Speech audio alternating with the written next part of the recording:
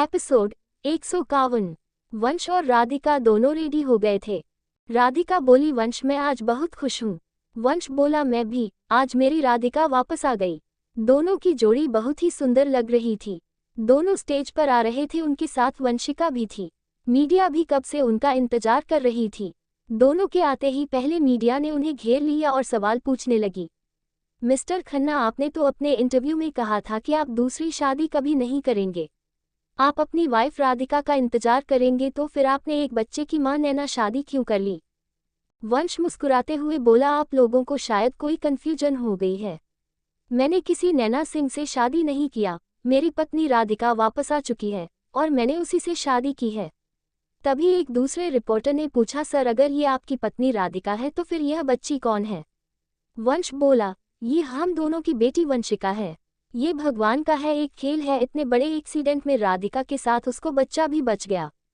जिस समय हमारा एक्सीडेंट हुआ था उस समय राधिका 3 महीने की प्रेग्नेंट थी। वंश ने उस रिपोर्टर से कहा, हम बाकी सवाल आप बाद में पूछिएगा, अभी हमें देर हो रही है। रिसेप्शन के बाद मैं आपके सभी सवालों का जवाब दूंगा, तब तक आप लोग भी पार्टी एंजॉय कीजिए। इतना बोल वंशिका को लेकर स्टेज की ओर चला गया। वहां पूरी फैमिली इन दोनों का इंतजार कर रही थी। तभी राधिका की नज़र रेखा जी पर गई। राधिका भागती हुई उनकी गले लग गई। उसे ऐसा करते देख सभी को समझ आ गया कि शायद राधिका इन्हें पहचान गई है। तभी विक्रांत भी अपनी फैमिली के साथ आ गया। राधिका उन सब से भी बड़े प्यार से मिली। सब बहुत खुश थे कि राधिका की याददाश्त वापस आ गई है। वंश ने राघव से कहा था कि राघव, आज तुम्हारे लिए एक सरप्राइज है। राघव अपने दोनों मॉम डैड, मीरा और बच्चों के साथ आ गया था। वंश ने राधिका से कहा, तुम फिलहाल ज्यादा एक्साइटेड मत होना, हमें राघव को सरप्राइज देना है। राघव अपनी पूरी फैमिली के साथ स्टेज पर आया। जैसे राघव राधिका के पास गया, राधिका ने उसे गले लगाकर पूछा, कैसे हो भाई? इतना सुनते ही राघव शॉक्ड हो गया और राधिका को देखने लगा। राधिका मीरा के गले लग गई और पूछी, कैसी हो मीरा? मीरा के दोनों बच्चे उसे ध्यान से देख रहे थे और आपस में बातें कर रहे थे। ये तो वही है जिनकी तरह फोटो फूफा जी के कमरे में लगी हुई है। तभी राधिका उन दोनों बच्चों को देखती ही बोली, यह वेद और वेदिका है। इतना सुनते ही राघव कंफर्म हो गया कि राधिका की याददाश्त वापस आ गई है। लेकिन कोई था जिसे ये जानकर खुशी नहीं हो रही थी, वो थी सारिका। रेणुका जी की आंखों में आंसू आ गए। उन्हें लगा जैसे उनकी बेटी फिर उनसे दूर चली गई। तभी राधिका उनके पास आए और दोनों के गले लग बोली, माँ पापा, मेरी याददाश्त वापस आ गई है। अब मुझे सब याद आ गया है। भगवान ने एक बार फिर से हम सबको मिला दिया है। अपनी माँ की आंखों में आंसू देखकर राधिका बोलो, माँ आप टेंशन क्यों ले रही है? मुझे सब याद है। अब तो मेरी 2 माएँ हैं, एक देवकी और दूसरी यशोदा। मेरे लाइफ में दोनों की उतनी ही इम्पोर्टेंस है। रेणुका मुस्कुराती हुई फिर से उनके गले लग गई। सामने पायल खड़ी थी। पायल को देखते राधिका बोली, मेरे गले नहीं लगेगी मेरी जान। इतना सुनते ही उसकी दोनों आंखों से आंसू बहने लगे। मुझे माफ कर दे, मैंने तुम्हारे साथ बहुत बुरा सलूक किया। राधिका बोली, नहीं, इसमें तेरी कोई गलती नहीं थी। मुझे सब पता है किसने क्या किया था। और समीर को देखते हुए पूछी, कैसे हो समीर? समीर बोला, ठीक हूँ। राधिका को लगा इन दोनों के बीच कुछ ठीक नहीं है। राधिका पायल से पूछे, सब ठीक है ना? पायल ने मुस्कुराते हुए हाँ में जवाब दिया। पायल बोली, इस बारे में हम बाद में बात करते हैं। सामने समय और सारिका खड़े थे। विनय जी बोलो, तू वहाँ क्यों खड़ा है? बच्चों को आशीर्वाद नहीं देगा क्या? समय बोले, नहीं भैया, ये बात नहीं है, मैं तो राधिका बिटिया को देख रहा था। कितने सालों बाद अभी भी बिल्कुल वैसे ही है, बिल्कुल नहीं बदली। आराधना और विनय जी ने भी दोनों को आशीर्वाद दिया। राधिका पापा कहकर विनय जी के गले लग गई। विनय जी बोले, आज मेरी बेटी वापस आ गई। फिर उसने आराधना के गले लगते हुए बोली, अब आप ठीक है ना? आराधना हाँ में सर हिलाए और बोली, आज हम बहुत खुश हैं, आज हमारी फैमिली पूरी हो गई। कब से हमें इस दिन का इंतजार था। तभी वंशिका भागती हुई आई। विनय जी ने उसे गोद में उठा लिया। वंशिका का बोली, दादाजी आप इतने दिनों तक कहाँ थे? आपने मुझसे कभी बात भी नहीं की। विनय जी बोलो, दरअसल मुझे तुम्हारे बारे में पता ही नहीं था कि मेरी एंजल कहाँ है। आज वंश के भी तीनों दोस्त भी अपनी अपनी फैमिली के साथ आए थे। सभी दोनों को वापस एक साथ देख बहुत खुश थे। सबने उन दोनों का रिसेप्शन खूब एंजॉय किया।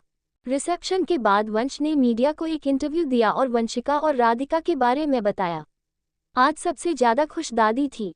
अचानक राधिका को कुछ याद आया। वो भागती हुई अपनी मॉम के पास गई और बोली, मॉम दादी कहाँ है? रेखा जी की आंखों में आंसू बहने आ गए। उन्होंने राधिका से कहा, बेटा दादी अब दुनिया में नहीं है। सुनकर राधिका की आंखें नम हो गईं। रेखा जी बोली, बेटा वह जहाँ कहीं भी होंगी तुम दोनों को देखकर खुश हो रही होंगी, तुम दोनों को ढेर सारा आशीर्वाद दे रही होंगी। राधिका बोले, आप ठीक कह रही हैं मॉम। रिसेप्शन खत्म हो चुका था, सभी लोग अपने अपने घर चले गए थे। वंश बोला, राधिका अब हमें भी चलना चाहिए। दादी बोली, आज के लिए तो कम से कम यहाँ रुक जाओ। वंश बोला, मैंने कहा था ना मैं यहाँ नहीं रुकूंगा। विनय जी बोलो, बेटा बहुत रात हो चुकी है, आज की रात यहीं रुक जाते हैं। आप सभी यहाँ रुक जाए, मैं राधिका को लेकर वापस जा रहा हूँ। आज राधिका के लिए मैंने एक सरप्राइज प्लान किया है। विनय जी मुस्कुरा दिए और बोलो, अच्छा ठीक है, तुम दोनों जाओ, वंशिका को हमारे पास रहने दो। वंश राधिका को लेकर चला गया। वंश और राधिका दोनों अपने विला पहुंच गए। राधिका ने जैसे ही अपने कमरे का दरवाजा खोला, वो शॉक्ड होकर देखती रह गई। पूरा कमरा फूलों से सजा था। वंश ने राधिका को अपनी गोद में उठाया और बैग की तरफ चला गया। उसने प्यार से राधिका को बेड पर लेटा दिया और खुद भी उसके बगल में लेट गया। वंश बोला, राधिका आज से हम अपने एक नए जीवन की शुरुआत कर रहे हैं, वैसे तो आज हमारी सुहागरात है। राधिका आंखें बड़ी कर उसकी ओर देखने लगी और बोली, सुहागरात जिंदगी में एक ही बार आती है। वंश मुस्कुरा दिया और बोला, जब शादी दोबारा हो सकती है तो फिर सुहागरात क्यों नहीं। को राधिका हंसने लगी। उसे ऐसे हंसते देख वंश अपने मन में सोचा, शायद भगवान को मुझ पर तरस आ गई, इसीलिए उसने मेरी राधिका मुझे वापस कर दे दी। दोनों ऐसे ही रात भर बातें करते करते कब सो गए उन्हें पता ही नहीं चला। सुबह सुबह राधिका की आवाज से दोनों की आंख खुली। वंश के फोन पर अलार्म बज रहा था। वंश, उठ जाओ, सुबह हो गई है। दोनों एक दूसरे को देख हंसने लगे। राधिका, बुरे, इसकी कोई जरूरत नहीं है, कल शर्मा खुद तो खुद आपको खाया करूंगी। 2 साल बाद लाइफ केयर हॉस्पिटल के बाहर वंश और उसकी पूरी फैमिली बाहर इंतजार कर रही थी। वंश घबराया हुआ था। उसके बगल में राघव और मीरा भी थे। मीरा ने कहा, वंश प्लीज शांत होकर बैठ जाए, सब ठीक होगा। तभी एक नर्स कभी डॉक्टर बाहर आए और बोली, congratulation mister Khanna. Mister Khanna, आपके यहाँ बेटा हुआ है। सभी एक दूसरे को बधाई देने लग।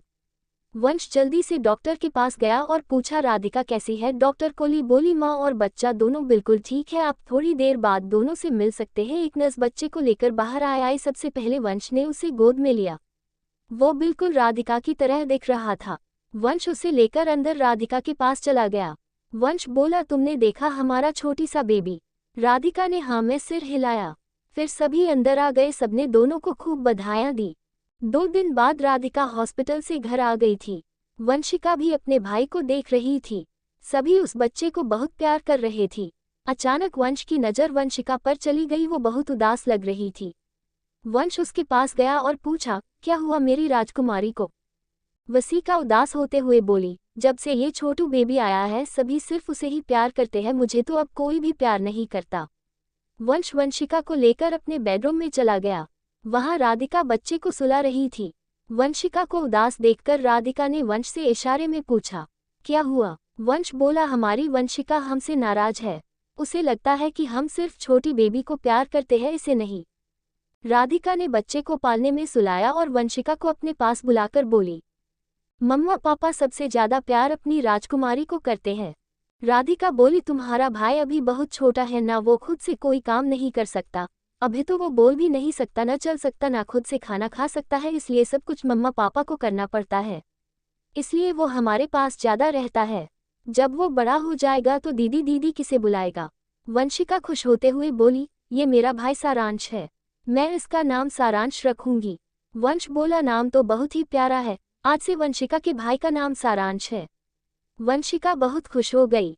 दूसरी तरफ राघव आज जल्दी घर आ गया था। उसने देखा मीरा कमरे में बंद होकर किसी से फोन पर बात कर रही थी। मीरा बोली, मिराज मैं अपना वादा पूरा नहीं कर पाई, आज माँ को दुनिया छोड़ पूरे 10 साल हो गए। मिराज बोला, दीदी आप माँ की अस्थियों को विसर्जित कर दो, कब तक ऐसे ही हर साल तड़पते रहोगी। राघव ने दरवाजा नॉक किया। मीरा अपने आंसू पोंछते हुए दरवाजा खोली। सामने राघव को देखकर मीरा चौंक गई और बोली, आज आप इतनी जल्दी आ गए। मीरा की आंखें लाल हो गई थी। अब आगे राघव मीरा को सरप्राइज करने के लिए जल्दी घर चला गया।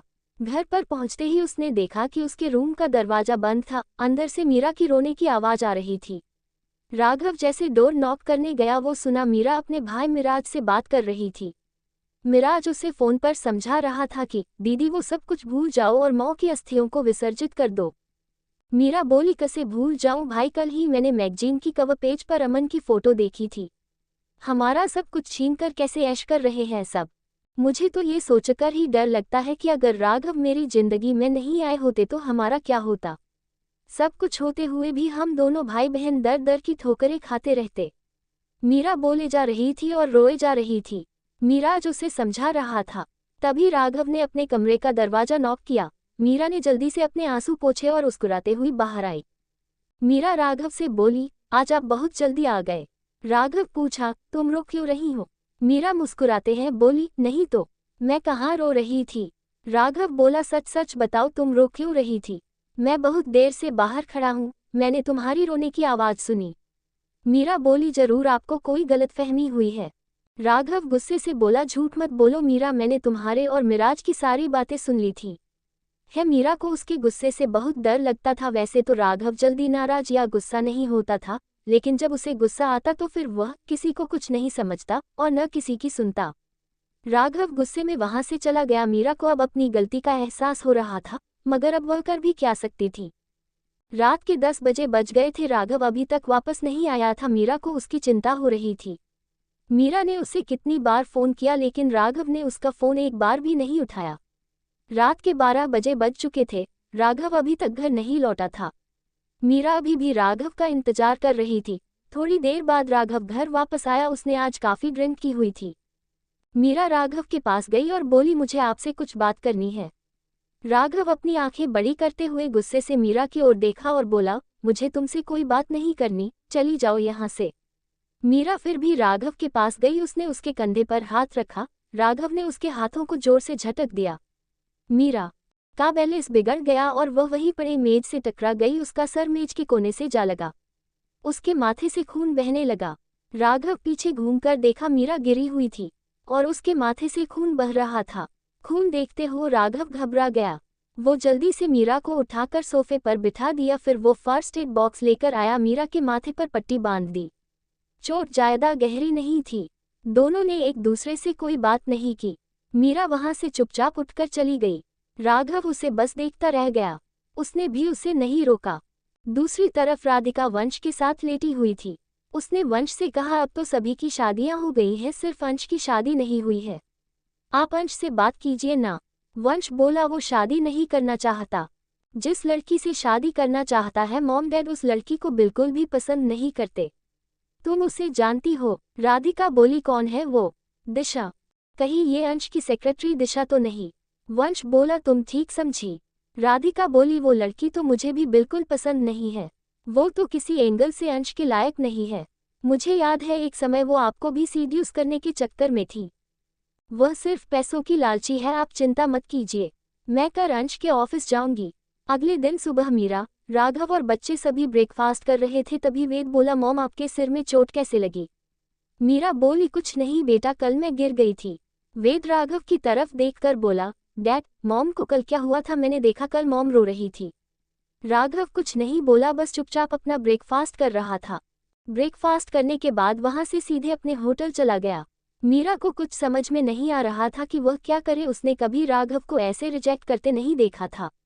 राघव अपने केबिन में बैठे कुछ सोच रहा था। तभी उसके पास मिराज का फोन आया। मिराज ने राघव से पूछा, जीजू दीदी ठीक तो है ना? मैं कब से उन्हें कॉल लगा रहा हूं पर वह फोन ही नहीं उठा रही। राघव बोला, तुम चिंता मत करो, मैं घर पर कॉल करके पूछता हूँ।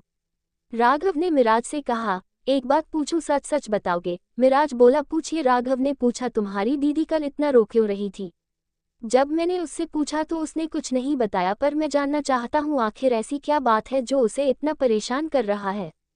मिराज बोला, जीजू ये 10 साल पुरानी बात है। दीदी ने अपने आप से एक प्रॉमिस किया था जो वह आज तक पूरा नहीं कर पाई। कल हमारी माँ की डेथ एनिवर्सरी थी। उस दिन को वह कभी नहीं भूल सकती। माँ की डेथ की जिम्मेदार दीदी हमारे चाचा की फैमिली को मानती थी, क्योंकि उनकी वजह से ही हमारी माँ की डेथ हुई थी। जब हमारी माँ को पैसे और परिवार की जरूरत है तब उन लोगों ने हमसे नाता तोड़ लिया, जबकि उन्हीं के बेटे के लिए फ्यूचर के लिए मेरे पिता ने कर्ज लिया था। उसी कर्ज को चुकाने के लिए उन लोगों ने मेरे पिता की सारी प्रॉपर्टी पर कब्जा कर लिया। मेरी माँ किसी तरह से हम दोनों भाई बहनों को पाल रही थी। दीदी ट्यूशन पढ़ाकर अपना खर्च निकाल रहे थे, लेकिन जब माँ हॉस्पिटल में थी तो डॉक्टर ने उनके ऑपरेशन के लिए 2 लाख रुपए इंतजाम करने के उपाय पर मेरे परिवार के किसी भी सदस्य हैं 1 रुपया की भी मदद नहीं है और मेरी माँ की डेथ हो गई। उस दिन दीदी पागलों की तरह बिहेव कर रही थी। माँ की डेथ के बाद उसने कसम खाई एक दिन सबको भी उसी तरह सड़क पर लाकर छोड़ देगी जिस तरह उन लोगों ने हम लोगों को सड़क पर लाकर छोड़ दिया था। दीदी उसी बात को याद करके रो रही थी। उसने अपना वादा पूरा नहीं किया। उसने तो मॉम की अस्थियां भी विसर्जित नहीं की। राघव बोला, इतनी बड़ी बात और तुम दोनों भाई बहन ने इतने सालों तक मुझे कुछ नहीं बताया। मिराज बोला, मुझे लगा था कि दीदी शायद सब भूल गई है, पर दीदी को सब याद था। जीजू प्लीज आप दीदी से नाराज मत होइएगा, वो सब कुछ बर्दाश्त कर सकती है पर आपकी बेरुखी, आपकी नाराजगी नहीं। राघव बोला, मिराज फोन रखो, मैं देखता हूँ कि वो फोन क्यों नहीं उठा रही है। रहे ने घर पर कॉल किया।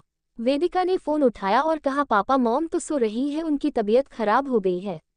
राघव पूछा, क्या हुआ मॉम को? मॉम तो बेहोश हो गए है। राघव ये सुनते ही घबरा गया और जल्दी से घर के लिए निकल गया। रास्ते में उसने डॉक्टर को भी कॉल कर दिया। राघव पहुंचते ही देखा मीरा बेड पर लेटी है और दोनों बच्चे उसके पास बैठे थे। राघव को देखते ही दोनों उसके पास आ गए। वेदिका तो रोते हुए बोली, पापा मॉम को क्या हुआ, वो आंखें क्यों नहीं खोल रही है? डॉक्टर साहब भी आ गए। वो मीरा को चेक करते हुए बोले, इसका बीपी बढ़ गया है, इसी वजह से इन्हें चक्कर आ गया और ये बेहोश हो गई। मैंने इंजेक्शन दे दिया है, थोड़ी देर में होश आ जाएगा। डॉक्टर साहब फिर वहां से चले गए। दोनों बच्चे राघव के पास बैठे थे। कुछ देर में मीरा को होश आ गया। दोनों बच्चे उसके गले लगकर रोने लगे। राघव बोला, चलो अब चुप हो जाओ, मॉम को थोड़ा आराम करने दो, मॉम अब बिल्कुल ठीक है। राघव आशा जी को बुलाकर दोनों बच्चों को ले जाने बोला। दोनों बच्चों के जाने के बाद राघव मीरा के पास आया और उसे अपनी बाहों में लेते हुए बोला, आई एम सॉरी, ये सब मेरी वजह से हुआ। मीरा भी उसके सीने से लग रोने लगी। राघव बोला, मीरा क्या मैं इस लायक भी नहीं कि तुम मुझसे अपना दर्द अपनी तकलीफ बांट सको? मीरा बोली, ऐसा मत बोलिए, मैं आपको और परेशान नहीं करना चाहती थी। राघव बोला, तुम सारी बात बताओ।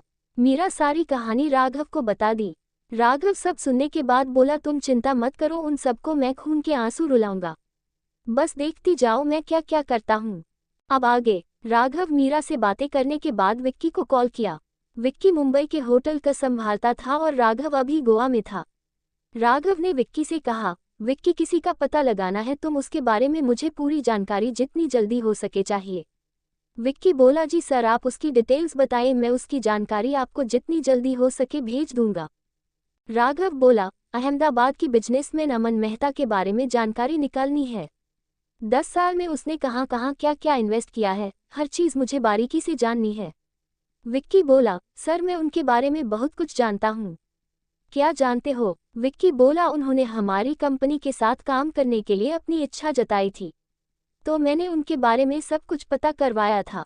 10 साल पहले वह अमेरिका से अपनी पढ़ाई खत्म करे इंडिया वापस आया था। उसके पास एक बहुत छोटा सा बिजनेस था। उसके बाद उसने कभी पीछे मुड़कर नहीं देखा और आज इस मुकाम तक पहुंच गया।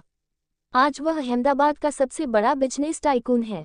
आजकल वह भी होटल बिजनेस में अपने हाथ आजमा रहा है। राघव बोला, मुझे उसकी हर एक डिटेल्स चाहिए कि उसने कहाँ कहाँ किस किस प्रॉपर्टी में इन्वेस्ट किया है और वह इतनी जल्दी इतनी ऊंचाई तक कैसे पहुंच गया।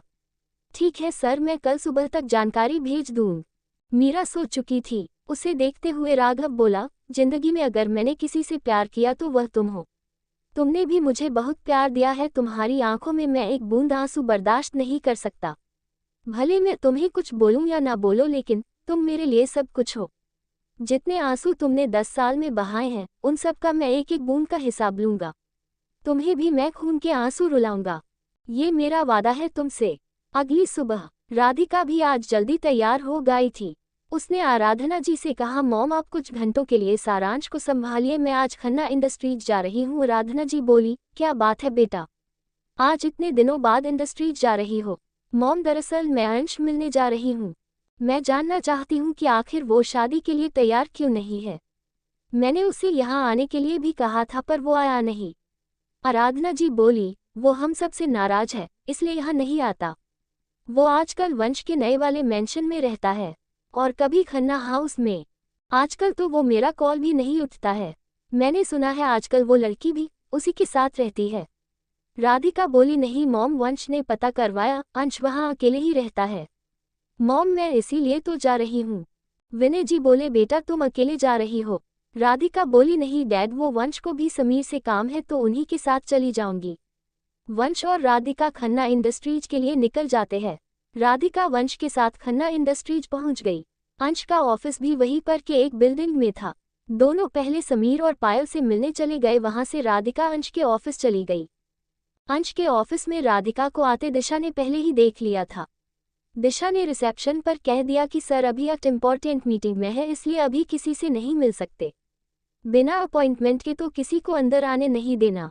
उस ऑफिस में दिशा का ही राज चलता था। सभी एम्प्लॉय दिशा ही हर बात मानते थे क्योंकि सबको पता था कि दिशा बॉस की गर्लफ्रेंड है। राधिका जैसे अंदर जाने लगी उसे वही रोक दिया गया और बोला गया कि आप अभी सर से नहीं मिल सकती। सर अभी मीटिंग में है और बिना अपॉइंटमेंट के तो आपको हम मिलने भी नहीं दे सकते। राधिका बोली तुम मुझे नहीं रोक सकती, तुम्हें पता है कि मैं कौन हूँ। रिसेप्शनिस्ट बोली आप कोई भी हो, हम मैडम को बात नहीं टाल सकते वरना हमारी नौकरी चली जाएगी। राधिका बोली मैडम कौन सी मैडम की आप बात कर रही है? रिसेप्शनिस्ट बोली दिशा मैडम। राधिका बोली अपनी मैडम से बात कराओ। रिसेप्शनिस्ट ने दिशा को कॉल लगाया। दिशा बोली उन मैडम को बोलो कि वो अभी वेट करें, मैं अभी बिजी हूँ। अब राधिका को गुस्सा आ गया। राधिका उठी और सीधे अंदर अंश के केबिन को ढूंढने लगी। रिसेप्शनिस्ट ने तुरंत गार्ड को बुलाया और उन्हें रोकने को कहा। गार्ड जैसे ही राधिका के पास गया वो वहीं रुक गया। वो राधिका को पहचानता था। खन्ना इंडस्ट्रीज के सारे गार्ड्स उसके एजेंसी के ही थे। उसने सैल्यूट मरते हुए उसे विश किया और सारी मैडम कहकर पीछे हट गया। रिसेप्शनिस्ट और ऑफिस के कुछ एम्प्लॉय ये सब तमाशा देख रहे थे। राधिका को गार्ड के द्वारा इतना रिस्पेक्ट देते हुए देख सब चौंक गए। तभी एक एम्प्लॉय गार्ड के पास जाकर पूछा ये मैडम कौन है? गार्ड बोला आपको नहीं पता, ये मैडम मिसेज राधिका वंश खन्ना है। ये सुनते ही उस एम्प्लॉय के होश उड़ गए। वह जल्दी से रिसेप्शनिस्ट के पास गया और बोला जाओ उस मैडम से माफ़ी मांग लो वरना तेरी नौकरी गई और उसके बाद पूरे मुंबई में तुम्हें कहीं नौकरी नहीं मिलेगी। रिसेप्शनिस्ट पूछी क्यों? एम्प्लॉय बोला तुम्हें पता नहीं यह औरत कौन है? ये हमारे बॉस की भाभी है। मैंने सुना है कि अगर कोई मिसेज खन्ना को नाराज कर दे तो वंश खन्ना उसका जीना हराम कर देता है। अगर उन्हें पता चल गया कि तुमने गार्ड को इन्हें बाहर निकलवाने के लिए बुलाया था तो वह तुम्हें कभी माफ नहीं करेंगे। तुम्हारी नौकरी तो गई। ये सुनते ही रिसेप्शनिस्ट भागती हुई राधिका के पास चली गई और बोलो सॉरी मैडम, मैं आपको नहीं पहचानती थी। मुझे जैसा कहा गया मैंने वैसा ही किया, प्लीज आप मेरी शिकायत सर से मत कीजिएगा। राधिका बोली ठीक है नहीं करूंगी, मगर तुम्हें मेरा एक काम करना होगा, तुम मेरी बात अंश करवाओ क्योंकि वो फोन नहीं उठा रहा है। रिसेप्शनिस्ट इंटरकॉम से अंश का नंबर डायल कर दी।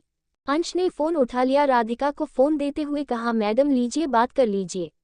राधिका बोली अंश मुझे तुमसे मिलना है, तुम्हारे मीटिंग कब तक चलेगी? अंश बाला मीटिंग? कौन सी मीटिंग? मेरी आज कोई मीटिंग नहीं है। राधिका बोले अगर तुम्हारी कोई मीटिंग नहीं है तो फिर दिशा ने मुझे 1 घंटे से यहाँ क्यों रोक रखा है? अंश चौंकते हुए कहा यह आप क्या कह रही हैं? राधिका बोली मैं पिछले 1 घंटे से यहाँ रिसेप्शन पर बैठी बैठी तुमसे मिलने का वेट कर रही थी। वह तो रिसेप्शनिस्ट को मुझ पर दया आ गई इसलिए उसने मुझे इंटरकॉम पे बात करा दी। अगर तुम मुझसे नहीं मिलना चाहता तो कोई बात नहीं, तुम सीधे सीधे मुझसे कह सकते थे, इतना देर वेट कराने की क्या जरूरत थी? तुम्हें पता है ना मैं सारांश को घर पर मॉम के पास छोड़कर आई थी। अपना अब मैं जा रही हूँ, जब तुम्हें फुर्सत हो तो मुझे कॉल कर देना, मैं तुमसे मिलने आ जाऊंगी। जेद राधिका के मुंह से ऐसी बात सुनकर अंश आज को बहुत बुरा लग रहा था। आज वह जो भी है उसके पास जो भी है सब उसी का दिया हुआ है। उसकी वजह से आज वह इतना बड़ा बिजनेसमैन बन गया है। राधिका रिश्ते में भी उसकी भाभी है, वो उनकी कभी भी डिसरिस्पेक्ट नहीं कर सकता। उसे बहुत बुरा लग रहा था और दिशा पर भी गुस्सा आ रहा था, आखिर उसने उसे क्यों नहीं बताया नीचे भाभी उसका इंतजार कर रही हैं। फोन डिस्कनेक्ट करते ही अंश जल्दी से भागता हुआ रिसेप्शन पर पहुंचा। राधिका ऑफिस से बाहर निकल चुकी थी। अंश ने रिसेप्शन में राधिका के बारे में पूछा। रिसेप्शन में पता चला कि वह अभी अभी बाहर निकल गई है। अंश भागता हुआ बाहर गया, जल्दी से राधिका के पास पहुंचकर बोला भाभी आई एम सॉरी, मुझे पता नहीं था कि आप आई हुई हैं। कम से कम आप एक फ़ोन ही कर देते। देते राधिका अपना फ़ोन दिखाते हुए ऐसे बोली मैंने तुम्हें कम से कम 50 बार कॉल किया होगा मगर तुमने मेरा फ़ोन एक बार भी नहीं उठाया। अंश बोला ये कैसे हो सकता है, आपका फ़ोन आया और मैंने नहीं उठाया। मैं सबके कॉल को इग्नोर कर सकता हूँ पर आपके नहीं। अंश ने भी अपना फ़ोन चेक किया, उसमें राधिका के ढेर सारे कॉल थे। उसने देखा कि उसका फ़ोन साइलेंट मोड पर था। वह सोचने लगा ऐसा कैसे हो सकता है, वह तो अपना फ़ोन कभी साइलेंट नहीं रखता। फिर उसे याद आया थोड़ी देर पहले उसके फ़ोन पर कुछ कर रही थी। अंश को बहुत गुस्सा आ रहा था। अंश राधिका को अपने साथ अपने केबिन में लेकर गया। राधिका अंश के ऑफिस को देख रही थी। अंश पूछा कैसे आना हुआ। राधिका बोली तुम्हारे भैया को समीर से कुछ काम था तो वो खन्ना इंडस्ट्री जा रहे थे तो मैं भी साथ आ गई। राधिका ने जानबूझकर पूछा तुम दोनों भाइयों के बीच सब ठीक है ना? जब मैंने उन्हें यहाँ आने को कहा तो उन्होंने बहाना बना दिया। अंश के आंखों में आंसू थे। राधिका से नजरें भी नहीं मिला रहा था। राधिका को समझ आ गया कि कोई तो बात है जो इसे परेशान किए जा रही है। उसने उसके माथे पर प्यार से हाथ फेरा और कहा तुम मेरे छोटे भाई की तरह हो, जब भी कोई परेशानी हो तुम बेझिझक मेरे पास आ सकते हो। वैसे मैं यहाँ तुम्हें इनविटेशन देने के लिए आई हूँ। कल संडे है, कल घर पर गेट टुगेदर है तुम्हारे भतीजे की आने की खुशी में। अंश बोला भाभी इतनी सी बात के लिए से यहाँ आई, एक फ़ोन कर दिया होता। राधिका बोली मुझे लगा कि तुम शायद मुझसे नाराज हो, इसलिए तो इतने दिनों में एक बार भी भाभी और भतीजे का हाल चाल भी पूछने नहीं आए। अंश बोला सॉरी भाभी। राधिका बोली आज बहुत काम है, आज शाम को घर आ जा। अंश कुछ सोचते हुए बोला भाभी घर? हाँ घर, अपनी भाभी के लिए इतना भी नहीं कर सकता। ठीक है मैं आऊँगा। राधिका बोली अच्छा मैं चलती हूँ, काफ़ी देर हो गई है। राधिका बाहर निकली, उसकी नज़र सीधी दिशा पर गई जो दरवाजे से ओट लगाए खड़ी थी। राधिका ने उसे देखा भी नहीं और आगे बढ़ गई। उसने अपने मन में कहा जितना खुश होना है हो लो, कल तुम्हें मैं सरप्राइज दूंगी। राधिका अपने मन में बोलते हुए बाहर निकल गई।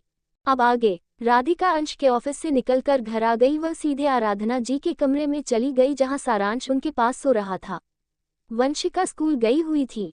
राधिका ने आराधना जी से पूछा मॉम डैड कहाँ है? आराधना जी बोली अभी तो डैड यहीं पर थे। देखो सर, राधिका बोली आज मैं अंश के ऑफिस गई थी। मुझे एक बात जाननी है, पापा की फ्रेंड की एक बेटी थी जो अंश के साथ काम करती थी। उसका नाम मेघना था। मुझे उनके दोस्त की बेटी का नंबर चाहिए था। आराधना बोली बेटा तुम अपने डैड के सामने उनका नाम भी मत लेना, इन दोनों के बीच अब कोई दोस्ती नहीं रही। हमने सैम के साथ ही आए अंश की भी एंगेजमेंट करने का फैसला लिया था। अंश और मेघना एक दूसरे को पसंद करते थे। इस रिश्ते से दोनों परिवार वाले बहुत खुश थे। इनकी दोस्ती अब रिश्तेदारी में बदलने वाली थी।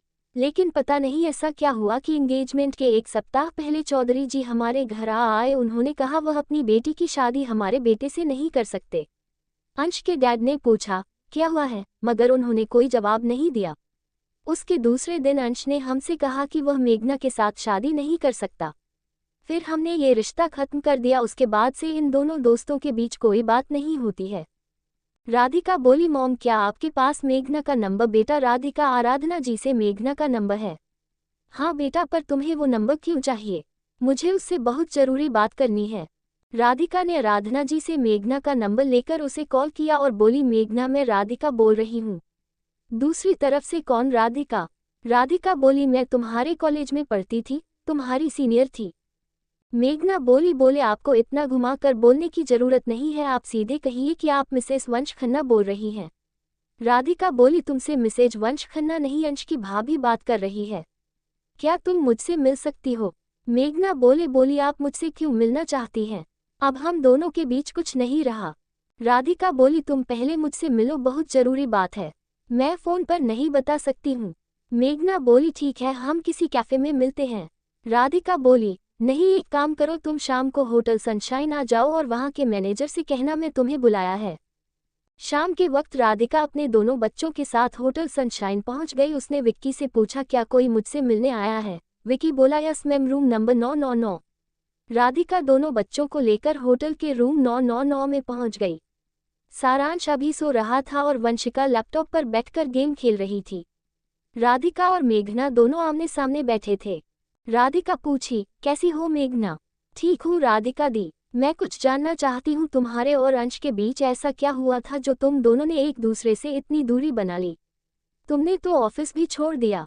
मेघना कुछ नहीं बोली। राधिका बोली मेघना तुम्हारे पास कुछ घंटे हैं, अगर तुम चाहती हो कि तुम्हारे और अंश के बीच सब कुछ ठीक हो जाए तो मुझे सब बात बताओ। मैं तुम्हारी मदद करूंगी। मेघना रोने लगी और कही, कोई कुछ नहीं कर सकता। हम दोनों की जिंदगी पहले ही बर्बाद हो चुकी है। मैं और अंश एक दूसरे से बहुत प्यार करते हैं, लेकिन हम एक दूसरे से मिल भी नहीं सकते। राधिका बोली, यही तो मैं जानना चाहती हूँ, आखिर तुम दोनों के बीच ऐसा क्या हुआ कि तुम दोनों अपनी अपनी जिंदगी इस तरह बर्बाद कर ले रहे हो। देखो मेघना, अगर तुम अंश से सच्चा प्यार करती हो तो तुम मुझसे कुछ नहीं छिपाओगी।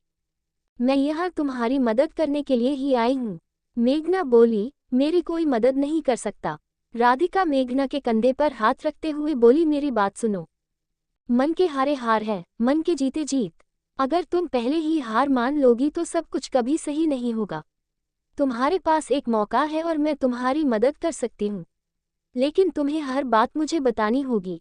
मेघना रोती हुई बोली, दोनों परिवार की इज्जत बचाने के लिए हम दोनों ने यह फैसला किया कि हम एक दूसरे से कभी नहीं मिलेंगे, एक दूसरे को भूल जाएंगे।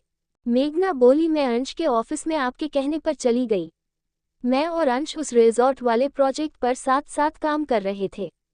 हम दोनों कब एक दूसरे को पसंद करने लगे हमें पता ही नहीं चला। हम दोनों को एक दूसरे का साथ बहुत अच्छा लगता था। एक दिन अंश ने मुझे प्रपोज किया। मैं बहुत खुश थी। फिर मैंने ये बात अपने डैड से कह दी।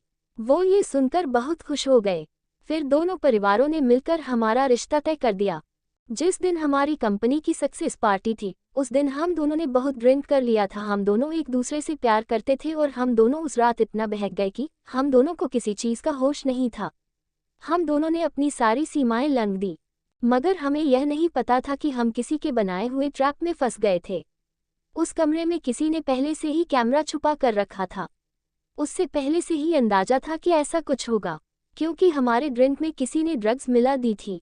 जब हम होश आया तब तक बहुत देर हो चुकी थी। जिस दिन हम दोनों की सगाई होने वाली थी उसके ठीक एक सप्ताह पहले एक एनवेल्प किसी ने मुझे दिया। उसमें एक पेन ड्राइव था, साथ में एक चिट्ठी भी थी। उसमें साफ साफ लिखा हुआ था, अगर मैंने ये सगाई की तो यह वीडियो वायरल हो जाएगी, इसीलिए मुझे ये सगाई तोड़नी होगी। मुझे कुछ समझ नहीं आ रहा था। मैंने अंश को सारी बात बताई। अंश ने कहा उसके पास भी बिल्कुल ऐसे ही एक लिफाफा आया है और चिट्ठी में यही लिखा हुआ है। हम दोनों ने डिसाइड किया कि हम ये सगाई नहीं करेंगे। मैंने अंश से कहा, पर मैं अपनी फैमिली को क्या कहूँगी। अंश बोला, तुम अपनी फैमिली से कहना मैंने तुम्हें धोखा दिया है। मेरा संबंध किसी और लड़की से है, वह कोई और नहीं दिशा है।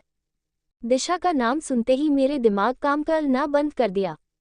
मैंने उनसे पूछा, तुमने दिशा का नाम क्यों लिया। अंश बोलना, क्योंकि यह सब उसी का किया हुआ है। उसने मुझे साफ साफ कह दिया है, अगर मैंने उससे शादी नहीं की और उसकी बात नहीं मानी तो वह ये वीडियो वायरल कर देगी। अब हमारे पास कोई चारा नहीं है। मैंने तुमसे जैसा कहा वैसा गए ही करो। राधिका बोली, क्या तुम मुझे वह पेन ड्राइव दिखा सकती हो। मेघना बोली, वह तो मेरे घर पर है। राधिका अपने दोनों बच्चों को लेते हुए मेघना से उसके घर चलने को कहा। दोनों उसके घर पहुंच गए। राधिका को मेघना के डैड देखते ही पहचान लिया। उन्होंने कहा, ये खन्ना की बहू यहाँ क्या कर रही है। राधिका ने बहुत ही पोलाइट कहा, अंकल जी मैं माफ़ी चाहती हूँ कि मैं बिन बुलाए आपके घर आ गई। एक गलतफहमी के कारण दो पारिवारिक परिवारों के बीच इतना बड़ा मनमुटाव हो गया है। मैं उसे खत्म करना चाहती हूँ। चौधरी जी बोले, गलतफहमी कैसी गलतफहमी। राधिका बोली, इन दोनों बच्चों ने अपने परिवार की इज्जत बचाने के लिए अपनी जिंदगी दांव पर लगा दी। मैं नहीं चाहती कि दोनों जिंदगी भर उस तकलीफ से गुजरें। मेघना के डर ने कहा, तुम क्या कहना चाह रहे हो मुझे कुछ समझ नहीं आ रहा। राधिका बोले, 2 दिन रुक जाए अंकल, फिर मैं सबको सब कुछ बता दूंगी, मगर तब तक आप मेघना से भी कोई सवाल नहीं पूछेंगे। आप बस इतना समझ लीजिए, अंश और मेघना दोनों एक दूसरे के लिए बने हैं। अंश ने मेघना को कोई धोखा नहीं दिया। मैं 2 दिनों बाद आप सबसे मिलूंगी। इतना बोल रहा था, वहां से चली गई। रात हो चुकी थी। वंश भी घर आ चुका था। उसने देखा राधिका बहुत परेशान लग रही है। राधिका ने वंश से कहा, वंश, वह अपने बड़े भाई होने का फर्ज बिल्कुल नहीं निभाया। आपने अंश की तकलीफ जानने की कोशिश भी नहीं की। वंश लंबी आहें भरता हुआ बोला, ऐसी बात नहीं है, मैंने अंश से ये जानने की बहुत कोशिश की बात क्या है, पर उसने मुझे कुछ नहीं बताया। उसने सिर्फ यही कहा कि वह दिशा से शादी करना चाहता है। पहले तो मैं ये सब सुन शॉक्ड हो गया। जब मैं उसे समझाने गया तो उल्टे उसने मुझ पर इल्जाम लगा दिया कि मैं उसकी खुशियां नहीं चाहता। मुझे पता था कि दिशा अच्छी लड़की नहीं है, उसके पहले भी बहुत सारे अफेयर हैं। मैंने भरत की मदद से सब कुछ पता लगवाया, लेकिन भी अंश को कुछ फर्क नहीं पड़ा। इसलिए थक हार कर मैं उसे उसके हाल पर छोड़ दिया। ये बातें मॉम डैड दोनों जानते थे, मैंने उन्हें सारी बातें बता दी थी, इसलिए वह भी शादी के खिलाफ थे और आज तक उन दोनों ने शादी नहीं की। राधिका बोली, बात वह नहीं है जो दिख रही है, बात कुछ और है। वंश बोला, कैसी बात? दिशा अंश को ब्लैकमेल कर रही है क्या? वंश ने शॉक्ड होते हुए कहा, दिशा ने सिर्फ अंश को ही नहीं बल्कि मेघना को भी ब्लैकमेल किया है। राधिका ने सारी बातें वंश को बता दी। राधिका बोली, मुझे लगता है मुझे दिशा लैपटॉप हैक करना होगा, तभी हमें सच्चाई का पता चलेगा। उसके लिए मुझे भरत की हेल्प चाहिए। कल सुबह आप भरत को मुझसे मिलने के लिए कह दीजिएगा। कल के कल मुझे ये काम खत्म करना है। वैसे थोड़ी देर में अंश आने वाला है, प्लीज आप उस पर गुस्सा मत कीजिएगा, प्यार से बात कीजिएगा। वंश बोला, ठीक है। थोड़ी देर बाद राधिका और वंश दोनों लिविंग रूम में बैठे हुए थे। उसी समय अंश भी वहां आ गया। अंश को देखते ही विनय जी को जोरों का गुस्सा आ गया। विनय जी बोले, अब यहाँ क्या करने आए हो? जब सब अपनी मर्जी का ही करना था तो करो। वंश बोला, शांत हो जाए, मैंने ही अंश को यहाँ बुलाया है, मुझे उससे कुछ जरूरी बातें करनी है। विनय जी गुस्से में वहां से उठकर चले गए। आराधना जी अंश से पूछी, कैसा है मेरा बच्चा? अंश उनके गले लगने लगा, मॉम ठीक हूँ, आप भी मुझसे बहुत नाराज हो। आराधना जी बोली, माँ कभी अपने बच्चे से कैसे नाराज हो सकते हैं, पर तुमने जो किया वह ठीक नहीं किया, इससे तुम्हारे डैड को बहुत तकलीफ हुई है। उनकी बरसों की दोस्ती भी टूट गई। अगर तुम्हें मेघना से शादी नहीं करनी थी तो तुम्हें पहले ही बता देना चाहिए था। हमने यह शादी तुम दोनों की मर्जी से ही तय की थी। तुम्हारी जिंदगी में कोई और थी तो फिर तुमने मेघना के जज्बातों से क्यों खेला? अंश कुछ नहीं बोला, बस चुपचाप वही बैठा रहा। राधिका ने पूछा, तुमने डिनर किया? अंश ने ना में सिर हिलाया। राधिका ने खुद अपने हाथों से एक प्लेट में अंश के लिए खाना ला कर दिया और वंश ने कहा, पहले तुम खा लो फिर मैं तुमसे बात करता हूँ। राधिका और वंश दोनों अंश को अपने कमरे में ले गए। वंश ने पूछा, सच सच बताओ दिशा और तुम्हारा क्या चक्कर है, क्योंकि सच्चाई मुझे पता चल चुकी है। दिशा के पास हम दोनों की कुछ वीडियो है जिसे वह वायरल करने की धमकी दे रही है। अगर मैंने उससे शादी नहीं की तो वह उसे पब्लिकली वायरल कर देंगी। मैं नहीं चाहता कि मेरी वजह से हमारे खानदान कितनी बदनामी हो। दिशा ने मुझे 1 हफ्ते का वक्त दिया है। राधिका बोली, तुम चिंता मत करो, बस 2 दिन, उसके बाद उसका सारा खेल खत्म। तुम बस एक काम करना, मैं तुम्हें एक चिप देती हूँ, उसे तुम उसके लैपटॉप पर इस तरह से लगा देना कि उसे पता ना चले और हो सके तो तुम उससे दूर रहने की कोशिश करना। अंश बोला, ठीक है। राधिका बोली, अब ब्लैकमेल हम भी खेलेंगे। राधिका अंश को एक चिप देती है और उसे दिशा के लैपटॉप में लगा देने को कहती है। अंश वहां से चला गया। अगले दिन सुबह अंश जल्दी से ऑफिस पहुंच गया और डुप्लीली के चाबी से दिशा के केबिन का डोर खोल उसके लैपटॉप पर वो चिप लगा दिया और वापस केबिन लॉक कर अपने केबिन में चला गया। चिप के एक्टिवेट होते ही राधिका का फोन सिग्नल देने लगा। राधिका ने तुरंत अपने फोन को लैपटॉप से कनेक्ट कर दिया। उसके बाद थोड़ी ही देर में दिशा के लैपटॉप हैक हो गया। लैपटॉप हैक करने के बाद राधिका उसके पूरे लैपटॉप के एक एक कर सारे ड्राइव को देखने लगी। राधिका ने जल्दी से अपना काम शुरू किया और थोड़ी ही देर में राधिका को वह सारे फाइल्स मिल गए। राधिका ने उन सब को डिस्ट्रॉय कर दिया। इसके अलावा भी उसे उसके लैपटॉप में बहुत सी चीजें मिली जिसे उसने अपने पास स्टोर कर रख लिया। राधिका अंश को कॉल की। अंश के फोन उठाते हैं राधिका बोली, अगर दिशा तुमसे पूछे कि तुम रात को हमसे मिलने आए थे या नहीं तो तुम इसका सही सही जवाब दे देना और उसे ये भी कहना कि तुम्हारे परिवार वाले तुम्हारी शादी किसी और लड़की से तय कर रहे हैं। उस लड़की के बारे में तुम्हें कुछ नहीं पता और अगर तुमने उस लड़की से शादी नहीं की तो तुम्हें खन्ना इंडस्ट्री और राधिका कंस्ट्रक्शन से बेदखल कर दिया जाएगा।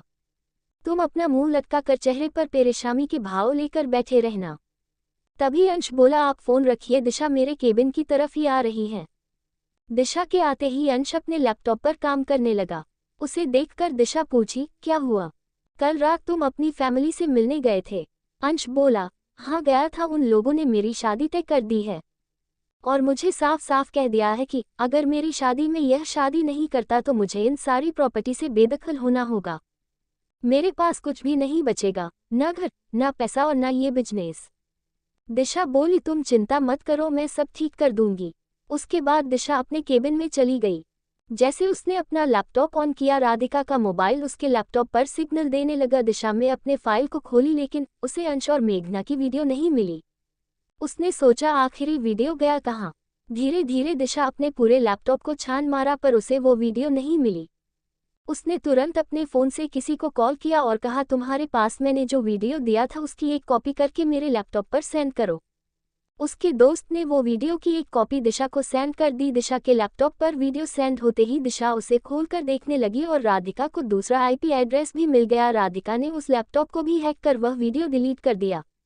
दिशा ने जैसे ही वीडियो खोलने की कोशिश की उसने देखा कि वहाँ कोई वीडियो है ही नहीं और वह सोच में पड़ गई, यह कैसे हो सकता है। अभी तो उसके दोस्त ने वह वीडियो उसे भेजा था। उसने तुरंत अपने दोस्त को कॉल कर फिर से वीडियो भेजने को कहा। जब उसके दोस्त ने भी अपना लैपटॉप खोला तो देखा उसमें कोई वीडियो मौजूद नहीं था। उसके लैपटॉप से भी वीडियो डिलीट हो गया था। दिशा भागते हुए अंश के पास गई और बोली, अंश, मैंने तुम्हें जो पेन ड्राइव दिया था उस पेन ड्राइव को तुम वापस कर दो। अंश बोला, पर वह पेन ड्राइव तो मेरे पास है ही नहीं। मैंने तो कब का उसे डिस्ट्रॉय कर दिया। दिशा जोर से चिल्लाई, क्या? दिशा बोली, अंश, मैं तुमसे बहुत प्यार करती हूँ, चाहती हूँ कि हम दोनों आज कुछ टाइम साथ में बिताए। अंश समझ गया कि दिशा उसे फिर से फंसाने की कोशिश कर रही है।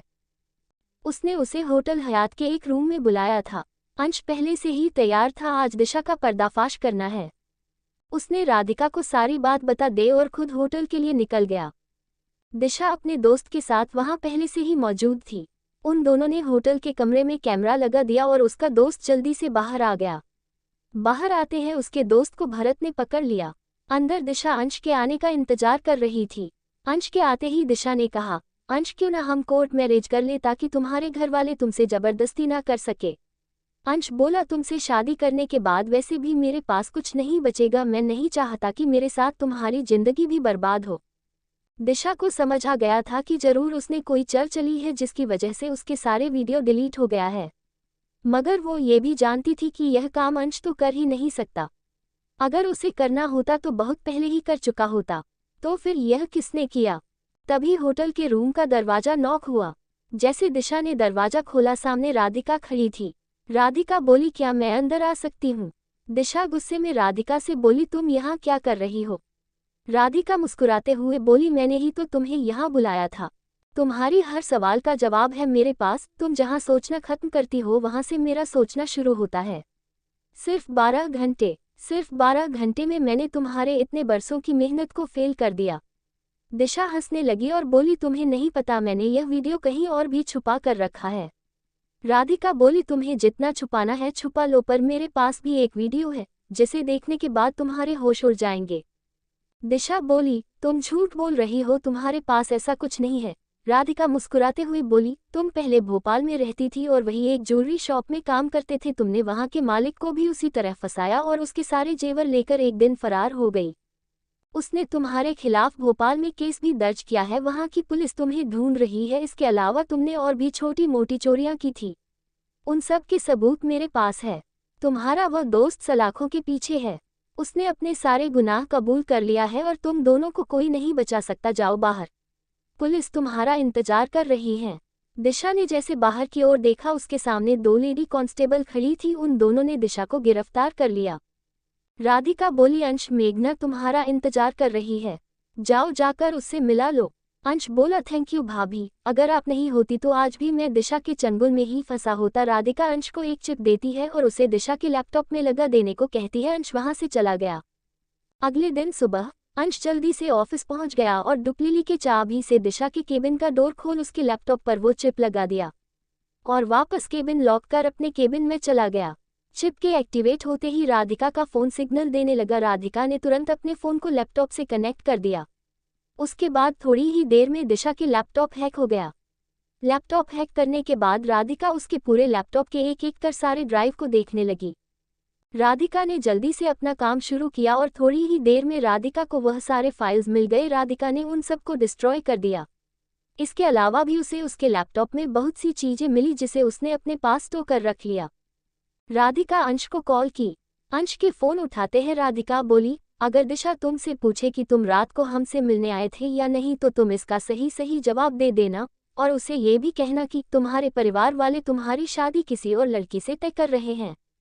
उस लड़की के बारे में तुम्हें कुछ नहीं पता और अगर तुमने उस लड़की से शादी नहीं की तो तुम्हें खन्ना इंडस्ट्री और राधिका कंस्ट्रक्शन से बेदखल कर दिया जाएगा। तुम अपना मुंह लटका कर चेहरे पर परेशानी के भाव लेकर बैठे रहना। तभी अंश बोला, आप फोन रखिए, दिशा मेरे केबिन की तरफ ही आ रही हैं। दिशा के आते ही अंश अपने लैपटॉप पर काम करने लगा। उसे देखकर दिशा पूछी, क्या हुआ? कल रात तुम अपनी फैमिली से मिलने गए थे। अंश बोला, हाँ गया था, उन लोगों ने मेरी शादी तय कर दी है और मुझे साफ साफ कह दिया है कि अगर मेरी शादी में यह शादी नहीं करता तो मुझे इन सारी प्रॉपर्टी से बेदखल होना होगा। मेरे पास कुछ भी नहीं बचेगा, न घर, न पैसा और न ये बिजनेस।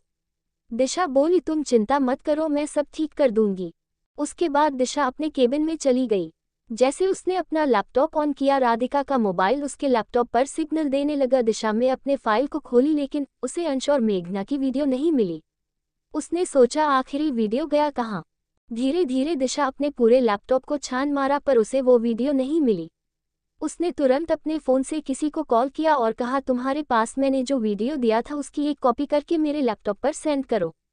उसके दोस्त ने वो वीडियो की एक कॉपी दिशा को सेंड कर दी। दिशा के लैपटॉप पर वीडियो सेंड होते ही दिशा उसे खोलकर देखने लगी और राधिका को दूसरा आईपी एड्रेस भी मिल गया। राधिका ने उस लैपटॉप को भी हैक कर वह वीडियो डिलीट कर दिया। दिशा ने जैसे ही वीडियो खोलने की कोशिश की, उसने देखा कि वहाँ कोई वीडियो है ही नहीं और वह सोच में पड़ गई, यह कैसे हो सकता है। अभी तो उसके दोस्त ने वह वीडियो उसे भेजा था। उसने तुरंत अपने दोस्त को कॉल कर फिर से वीडियो भेजने को कहा। जब उसके दोस्त ने भी अपना लैपटॉप खोला तो देखा उसमें कोई वीडियो मौजूद नहीं था। उसके लैपटॉप से भी वीडियो डिलीट हो गया था। दिशा भागते हुए अंश के पास गई और बोली, अंश, मैंने तुम्हें जो पेन ड्राइव दिया था उस पेन ड्राइव को तुम वापस कर दो। अंश बोला, पर वह पेन ड्राइव तो मेरे पास है ही नहीं, मैंने तो कब का उसे डिस्ट्रॉय कर दिया, उसे डिस्ट्रॉय कर दिया। दिशा जोर से चिल्लाई, क्या? दिशा बोली, अंश, मैं तुमसे बहुत प्यार करती हूँ, चाहती हूँ कि हम दोनों आज कुछ टाइम साथ में बिताए। अंश समझ गया कि दिशा उसे फिर से फंसाने की कोशिश कर रही है। उसने उसे होटल हयात के एक रूम में बुलाया था। अंश पहले से ही तैयार था, आज दिशा का पर्दाफाश करना है। उसने राधिका को सारी बात बता दे और खुद होटल के लिए निकल गया। दिशा अपने दोस्त के साथ वहां पहले से ही मौजूद थी। उन दोनों ने होटल के कमरे में कैमरा लगा दिया और उसका दोस्त जल्दी से बाहर आ गया। बाहर आते हैं उसके दोस्त को भरत ने पकड़ लिया। अंदर दिशा अंश के आने का इंतजार कर रही थी। अंश के आते ही दिशा ने कहा, अंश, क्यों ना हम कोर्ट मैरिज कर ले ताकि तुम्हारे घर वाले तुमसे जबरदस्ती ना कर सके। अंश बोला, तुमसे शादी करने के बाद वैसे भी मेरे पास कुछ नहीं बचेगा, मैं नहीं चाहता कि मेरे साथ तुम्हारी जिंदगी भी बर्बाद हो। दिशा को समझ आ गया था कि जरूर उसने कोई चल चली है जिसकी वजह से उसके सारे वीडियो डिलीट हो गया है, मगर वो ये भी जानती थी कि यह काम अंश तो कर ही नहीं सकता। अगर उसे करना होता तो बहुत पहले ही कर चुका होता। तो फिर यह किसने किया? तभी होटल के रूम का दरवाजा नॉक हुआ। जैसे दिशा ने दरवाजा खोला, सामने राधिका खड़ी थी। राधिका बोली, क्या मैं अंदर आ सकती हूँ? दिशा गुस्से में राधिका से बोली, तुम यहाँ क्या कर रही हो? राधिका मुस्कुराते हुए बोली, मैंने ही तो तुम्हें यहाँ बुलाया था। तुम्हारी हर सवाल का जवाब है मेरे पास। तुम जहाँ सोचना खत्म करती हो वहाँ से मेरा सोचना शुरू होता है। सिर्फ 12 घंटे में मैंने तुम्हारे इतने बरसों की मेहनत को फेल कर दिया। दिशा हंसने लगी और बोली, तुम्हें नहीं पता, मैंने यह वीडियो कहीं और भी छुपा कर रखा है। राधिका बोली, तुम्हें जितना छुपाना है छुपा लो, पर मेरे पास भी एक वीडियो है जिसे देखने के बाद तुम्हारे होश उड़ जाएंगे। दिशा बोली, तुम झूठ बोल रही हो, तुम्हारे पास ऐसा कुछ नहीं है। राधिका मुस्कुराते हुए बोली, तुम पहले भोपाल में रहती थी और वही एक ज्वेलरी शॉप में काम करते थे। तुमने वहां के मालिक को भी उसी तरह फंसाया और उसके सारे जेवर लेकर एक दिन फरार हो गई। उसने तुम्हारे खिलाफ भोपाल में केस भी दर्ज किया है, वहां की पुलिस तुम्हें ढूंढ रही है। इसके अलावा तुमने और भी छोटी मोटी चोरियां की थी, उन सब के सबूत मेरे पास है। तुम्हारा वह दोस्त सलाखों के पीछे है, उसने अपने सारे गुनाह कबूल कर लिया है और तुम दोनों को कोई नहीं बचा सकता। जाओ बाहर, पुलिस तुम्हारा इंतजार कर रही है। दिशा ने जैसे बाहर की ओर देखा, उसके सामने 2 लेडी कांस्टेबल खड़ी थी। उन दोनों ने दिशा को गिरफ्तार कर लिया। राधिका बोली, अंश, मेघना तुम्हारा इंतजार कर रही है, जाओ जाकर उससे मिला लो। अंश बोला, थैंक यू भाभी, अगर आप नहीं होती तो आज भी मैं दिशा के चंगुल में ही फंसा होता। ए फ्लैट आगे राधिका ने दिशा का भंडाफोड़ कर दिया। 2 दिनों बाद आज संडे का दिन था और राधिका ने अपने घर पर एक गेट टुगेदर रखा था। घर के सभी मेंबर आज यहाँ आए हुए थे। सारांश अपनी परदादी की गोद में खेल था। वंशिका अपने पापा के पास थी। राधिका बोली, वंशिका बेटा चलो मैं तुम्हें रेडी कर देती हूँ, आज कोई स्पेशल आपसे मिलने आने वाले हैं। राधिका बोली, बेटा आपको अपनी मम्मा की तरह स्ट्रांग बनना है, ना तो आज कोई अंकल और आंटी है जो आपसे मिलने आने वाले हैं। वो आपको मार्शल आर्ट्स, हॉर्स राइडिंग और स्विमिंग और भी बहुत कुछ सिखाएंगे। वंशिका एक्साइटेड होते हुए बोली, रियल में मम्मा? वाओ, कितना मजा आएगा। राधिका उससे बातें करते करते उसे रेडी कर दी। तभी वंश कमरे में आया। राधिका उसे देखते ही बोली, वंश, क्या हमारी बच्ची यहाँ हम सबके पास रहकर भी तो सब सीख सकती है? वंश बोला, नहीं, उसे हम भेजना ही होगा। वो यहाँ रहकर सीखेगी तो क्या तुम उसकी चोट को बर्दाश्त कर पाओगी? नहीं कर पाओगी, क्योंकि तुम एक माँ हो, अपने बच्चे की चोट देखकर कमजोर पड़ जाओगी। इसीलिए मैं चाहता हूँ वह हमसे दूर रह के हर चीज़ की ट्रेनिंग ले ताकि किसी तरह के भी प्रॉब्लम को सॉल्व कर सके। राधिका बोली, वंश, मैं उसके बिना कैसे रह पाऊंगी? वंश उसे समझाते हुए बोला, राधिका, अगर तुम कमजोर पड़ जाओगी तो फिर बाकियों का क्या होगा? तुम्हें पता है ना गुरुजी ने क्या कहा है? उनकी आज तक हर बात सच साबित हुई है। मैं अपनी बेटी की इतना मजबूत बनाऊंगा कि हर प्रॉब्लम का सामना वो डट कर करे। दोपहर हो चुकी थी, सभी लोग पहुंच चुके थे, लेकिन जिनका इंतजार राधिका को था वो अभी तक नहीं आए थे। तभी एक कार रुकी, उसमें से एक टॉल हैंडसम सा आदमी उतारा, उसके साथ एक सुंदर सी लड़की भी थी। उन दोनों को देखने से ही लग रहा था दोनों हाई डिसिप्लिन्ड, हाई एजुकेटेड हैं। उन्हें देखकर वंश मुस्कुराता हुआ उनके पास गया और उनका वेलकम किया। राधिका समझ गई कि वो कौन है। राधिका भी उनके पास चली गई और वंश ने उसका इंट्रोडक्शन करवाया। उसका नाम अर्जुन था, उसके साथ उसकी वाइफ तेजस्विनी थी। राधिका को वो दोनों वैसे तो बहुत अच्छे लगे। तभी एक और कार वहां आकर रुकी, उससे मिस्टर और मिसेज चौहान और उनकी बेटी मेघना थी। उन्हें देखकर विनय जी बोले, ये लोग यहाँ कैसे? इन्हें यहाँ किसने बुलाया? राधिका बोली, पापा आप शांत हो जाए, उन्हें मैंने बुलाया है। विनय जी राधिका की तरफ देखते हुए, तुम्हें पता है ना, अब हम दोनों के बीच हमारा कोई रिश्ता नहीं, पर डैड आपके बेटे का तो है। आराधना बोली, ये क्या कह रही हो? उन्होंने खुद ही ये रिश्ता तोड़ दिया था। तभी दादी भी बोली, एक बार हम जिनसे अपना रिश्ता तोड़ देते हैं उनके साथ फिर कभी रिश्ता नहीं जोड़ते। राधिका बोली, गलती जब अपनी हो तो दूसरों पर उंगली नहीं उठाते हैं। अंश और मेघना ने जो गलती की उसकी सजा उन दोनों ने भुगत ली है। उन दोनों को पहले ही सब कुछ अपने परिवार को बता देना चाहिए था, लेकिन उसने सबसे छिपाकर गलती की। वंश बोला, तुम क्या कहना चाहती हो? राधिका बोली, वह दोनों एक दूसरे से बहुत प्यार करते हैं, इसलिए मेघना के पिता आपसे उन दोनों की शादी की बात करने आए हैं। मैंने ही उन्हें आने को कहा था।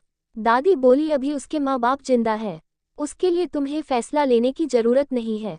वंश और राधिका वहां से चले गए। वंश अर्जुन से बातें कर रहा था। अर्जुन को राधिका के बारे में पता नहीं था। राधिका का मन वंशिका को भेजने का बिल्कुल भी नहीं था। राधिका वंशिका को लेकर उनके पास आए और वहीं बैठ गई। राधिका बोली, पहले मैं आपके इंस्टीट्यूट में आऊंगी, फिर डिसाइड करूंगी कि वंशिका को वहां डालूं या ना डालूं। वंश बोला, राधिका, ये क्या बचपना है? ये लोग इतनी दूर से यहाँ इसे लेने आए हैं और तुम अब अपना डिसीजन चेंज कर रही हो। राधिका बोली, जब तक मैं सेटिस्फाइड नहीं होऊंगी तब तक मैं अपनी बेटी को नहीं डालूंगी। उद्धरण चिन्ह। अर्जुन बोला, आपको इन सब के बारे में समझ है? राधिका कुछ बोलती उसके पहले भरत वहां आ गया। भरत सीधे राधिका के पास आकर कुछ बात करने लगा। भरत को देखते ही अर्जुन अपनी सीट से उठा और बोला, भरत। भरत अपना नाम सुन पलटकर देखने लगा। उसकी नज़र अर्जुन पर चली गई। दोनों एक दूसरे को देखकर एक दूसरे को गले लगा लिया। अर्जुन बोला, तुम यहाँ? मैंने सुना था तू कोई हाई प्रोफाइल सिक्योरिटी एजेंसी चलाता है, तुम्हारे यहाँ कमांडोज की ट्रेनिंग दी जाती है। अर्जुन वंश की तरफ देखते हुए बोला, आपके पास तो एक हीरा पहले से ही मौजूद है, तो फिर आप अपनी बेटी के लिए परेशान क्यों हो रहे हैं? भारत के ऐसा ट्रेनर तो मैं भी नहीं हूँ। उद्धरण चिन्ह। भारत बोला, अरे यार, तुम ये किसे बता रहे हो? तुम्हें पता है ये कौन है? ये राधिका प्रताप सिंह है। तुम्हें याद है ना हमारे सर ने हमसे क्या कहा था कि हमारे बैच में अगर कोई सबसे ज़्यादा सूटेबल कैंडिडेट है तो वह राधिका प्रताप सिंह। ये वही है और तुम उसके सामने मेरी तारीफ कर रहे हो। मैं तो उनकी सिक्योरिटी एजेंसी को संभालता हूँ। अर्जुन बोला, आई एम सॉरी, मुझे पता नहीं था और मैं कभी आपसे मिला भी नहीं। भारत बोला, तुम क्या हमारे बैच का कोई भी कैंडिडेट इसे नहीं पहचानता था? क्योंकि इसने स्पेशल ट्रेनिंग ली थी। तभी तेजस्विनी बीच में बोली, तो राधिका जी, फिर आप अपनी बच्ची का ट्रेनिंग हमारे इंस्टीट्यूट में करना क्यों चाहती हैं? राधिका बोली, पिछले 10 सालों से मैंने कोई प्रैक्टिस नहीं की है। आप लोगों को पता है कि इसके लिए प्रैक्टिस का होना बहुत जरूरी है। दूसरी बात, मुझे स्विमिंग से बहुत डर लगता है, लेकिन मैं चाहती हूँ कि मेरी बेटी इन सब से ना डरे। वो हर चीज़ में परफेक्ट हो। इसीलिए तो मैं उसके लिए एक बढ़िया सा इंस्टीट्यूट चाहती थी जहाँ मैं बेफिक्र होकर उसे डाल सकूं। भरत बोला, मैम आप बेझिझक होकर वंशिका को इंस्टीट्यूट में डाल दीजिए। मैं इनके इंस्टीट्यूट कई बार गया हूँ, वहाँ बच्चों की पढ़ाई लिखाई से लेकर स्पोर्ट्स, म्यूजिक, डांस हर चीज़ की ट्रेनिंग दी जाती है। दूसरी तरफ विनय और चौहान दोनों फैमिली बैठकर अंश और मेघना की शादी की बातें कर रहे थे। आज कई दिनों बाद दोनों दोस्त आपस में मिले थे। पहले तो उन दोनों ने मेघना, अंश को खूब डांटा और फिर उन्हें समझाया कि किसी भी बात को छिपाने से प्रॉब्लम और बढ़ती है, घटती नहीं। दोनों ने सभी से अपने किए की माफी मांगी। फिर दोनों परिवार मिलकर उनकी शादी की तारीख तय करने लगे। आज बहुत दिनों के बाद एक बार फिर पूरा परिवार एक छत के नीचे एकजुट था। पायल और समीर भी आ गए थे। सार्थक वंशिका के साथ खेल रहा था। वंशिका उसे बता रही थी कि वह पढ़ने के लिए बहुत दूर जा रही हैं। ये बात वंश की दादी ने सुन ली। दादी गुस्से में विनय से बोली, तुम ये बताओ, क्या तुम लोगों की पढ़ाई में हमने कोई कमी की, या हमारे पोतों की पढ़ाई में तुमने कोई कमी की क्या? तो फिर ये दोनों इस 10 साल की बच्ची को पढ़ने के लिए बहुत दूर भेज रहे हैं। विनय जी बोले, यह आप क्या कह रही हैं, हमें इस बारे में कुछ भी पता नहीं है। दादी बोली, तुमने बाहर देखा है, लिविंग रूम में हस्बैंड वाइफ आए हुए हैं। वो कोई इंस्टीट्यूट चलाते हैं, उनके ही इंस्टीट्यूट में ये लोग वंशिका को भेजने वाले हैं। विनय जी बोले, मैं पहले उन दोनों से बात करूंगा, फिर आपको बताऊंगा। अभी आप प्लीज शांत हो जाए, गुस्सा होने की कोई बात नहीं है। अभी तो हमें अंश और मेघना की शादी की तैयारियां करनी है, क्योंकि शादी 15 दिनों के अंदर ही है। अब दोनों परिवार शादी को और नहीं टालना चाहते थे, क्योंकि पहले ही काफी देर हो चुकी थी। अर्जुन, भारत और तपस्विनी तीनों वहां से चले गए। राधिका एक बार इंस्टीट्यूट में जाना चाहती थी, इसीलिए अर्जुन ने उन्हें 1 महीने बाद वहां आने के लिए इनवाइट किया था। क्योंकि इस समय वहां फाइनल एग्जाम चल रहे थे, इसलिए उन्हें एग्जाम के बाद आने को कहा था। उन लोगों के जाने के बाद विनय जी ने राधिका और वंश को अपने कमरे में बुलाया। वहां पायल, आराधना, समीर, दादी, समय और सारिका सभी वहां थी।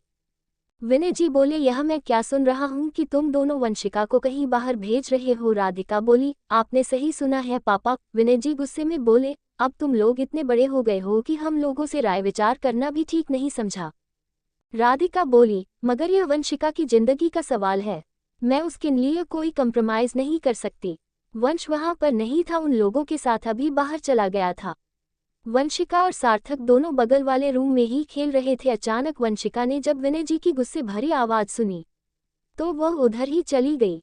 विनय जी राधिका पर बहुत गुस्सा हो रहे थे, दादी भी उन्हीं का साथ दे रही थी। दोनों इस बात के लिए नाराज थे जो राधिका और वंश ने वंशिका को इतनी दूर भेजने का फैसला ले लिया था, और किसी को बताया भी नहीं। ऊपर से राधिका ने सबसे ये कह दिया कि वह वंशिका की जिंदगी के साथ किसी को खिलवाड़ नहीं करने दे सकती, उसके लिए जो अच्छा होगा वही करेगी, उसके लिए चाहे वंशिका को कितनी भी दूर क्यों ना भेजना पड़े। दादी बोली, तुम माँ है या कसाई जो अपने बच्चे को इतनी दूर भेज रही हो कि नहीं सौतेली बेटी हो? आज कभी करने भी अपने दिल को मजबूत कर लिया था, चाहे कुछ हो जाए वह नहीं टूटेगी, नहीं रोएगी और ना ही कोई सफाई देगी। दादी को देखते हुए पायल बोली, दादी आप क्या बोले जा रही हैं? आखिर कोई तो बात होगी जो इन लोगों ने इतना बड़ा फैसला लिया है। सारिका जी बोली, पायल तुम तो उसी का साथ दोगी, आखिर को तुम्हारी बचपन की सहेली जो है। तभी बाहर वंश की कार रुकी। वंशिका वंश को देखते ही भागती हुई उसके पास है और बोली, जल्दी चलो पापा, सब लोग मिलकर मम्मा को डांट रहे थे। वंश वंशिका के साथ अंदर मॉम के कमरे में चला गया। वहां राधिका चुपचाप खड़ी थी। वंश वंशिका को लेकर अपनी मॉम के कमरे में चला गया, जहां विनय जी राधिका पर नाराज हो रहे थे और राधिका चुपचाप खड़ी सब सुन रही थी। वंश बोला, 1 मिनट, यहाँ क्या हो रहा है? वंश को देखते हैं विनय जी का गुस्सा और बढ़ गया।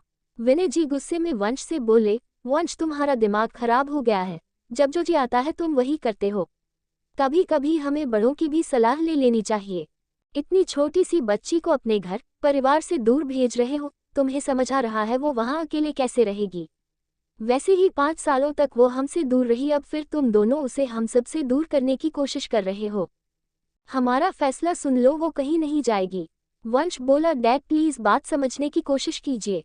राधिका वंश को चुप रहने का इशारा की और बोली, वंश बात यही खत्म करो।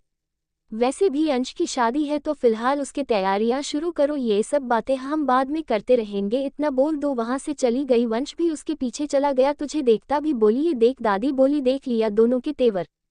राधिका वंश को समझा रही थी, वंश प्लीज शांत हो जाओ, तुम्हें पता है ना, अभी बात करने का कोई फायदा नहीं है। अभी सब बहुत गुस्से में हैं, तो आराम से पापा से बात करना, वह तुम्हारी बात जरूर समझेंगे। वंश बोला, तुम ठीक कह रही हो, मैं बाद में उनसे बात करूंगा। मेघना के माता पिताजी अपने घर जा चुके थे, पर मेघना को दादी ने रोक लिया था। सभी अंश की शादी को लेकर बहुत खुश थे। सबने डिसाइड किया कि यह उनके इस जनरेशन की आखिरी शादी है, इसलिए इसे ग्रैंड लेवल पर किया जाए। सब शादी की तैयारियों में जोर शोर से लग गए। एक सप्ताह बाद शादी की सारी तैयारियां हो चुकी थी। शादी इसी हफ्ते होनी थी। सबने डिसाइड किया था कि यह शादी डेस्टिनेशन वेडिंग होगी, इसीलिए शादी राजस्थान के उदयपुर में होनी तय की गई। विक्रांत ने शादी की सारी जिम्मेदारी ले ली थी, क्योंकि विक्रांत उदयपुर का ही कुंवर सा था। उनकी शादी बहुत बड़े रिजॉर्ट में होनी थी। सभी लोग वहां जाने के लिए तैयार थे। सारे रिश्तेदारों को भी निमंत्रण भेज दिया गया था। सभी की आने जाने की व्यवस्था कर दी गई थी। सैम भी अपनी फैमिली के साथ वहां आ गई थी। नाचे गाने का कार्यक्रम भी शुरू हो गया था। सब खूब एंजॉय कर रहे थे। मेहंदी, संगीत, हल्दी, तीनों कार्यक्रम एक ही दिन होना था। दोनों परिवार वालों ने मिलकर एक ही जगह सारे फंक्शन अटेंड किए। सब बहुत खुश थे। रात में जब संगीत का फंक्शन था, सब ने खूब अच्छे से परफॉर्म किया।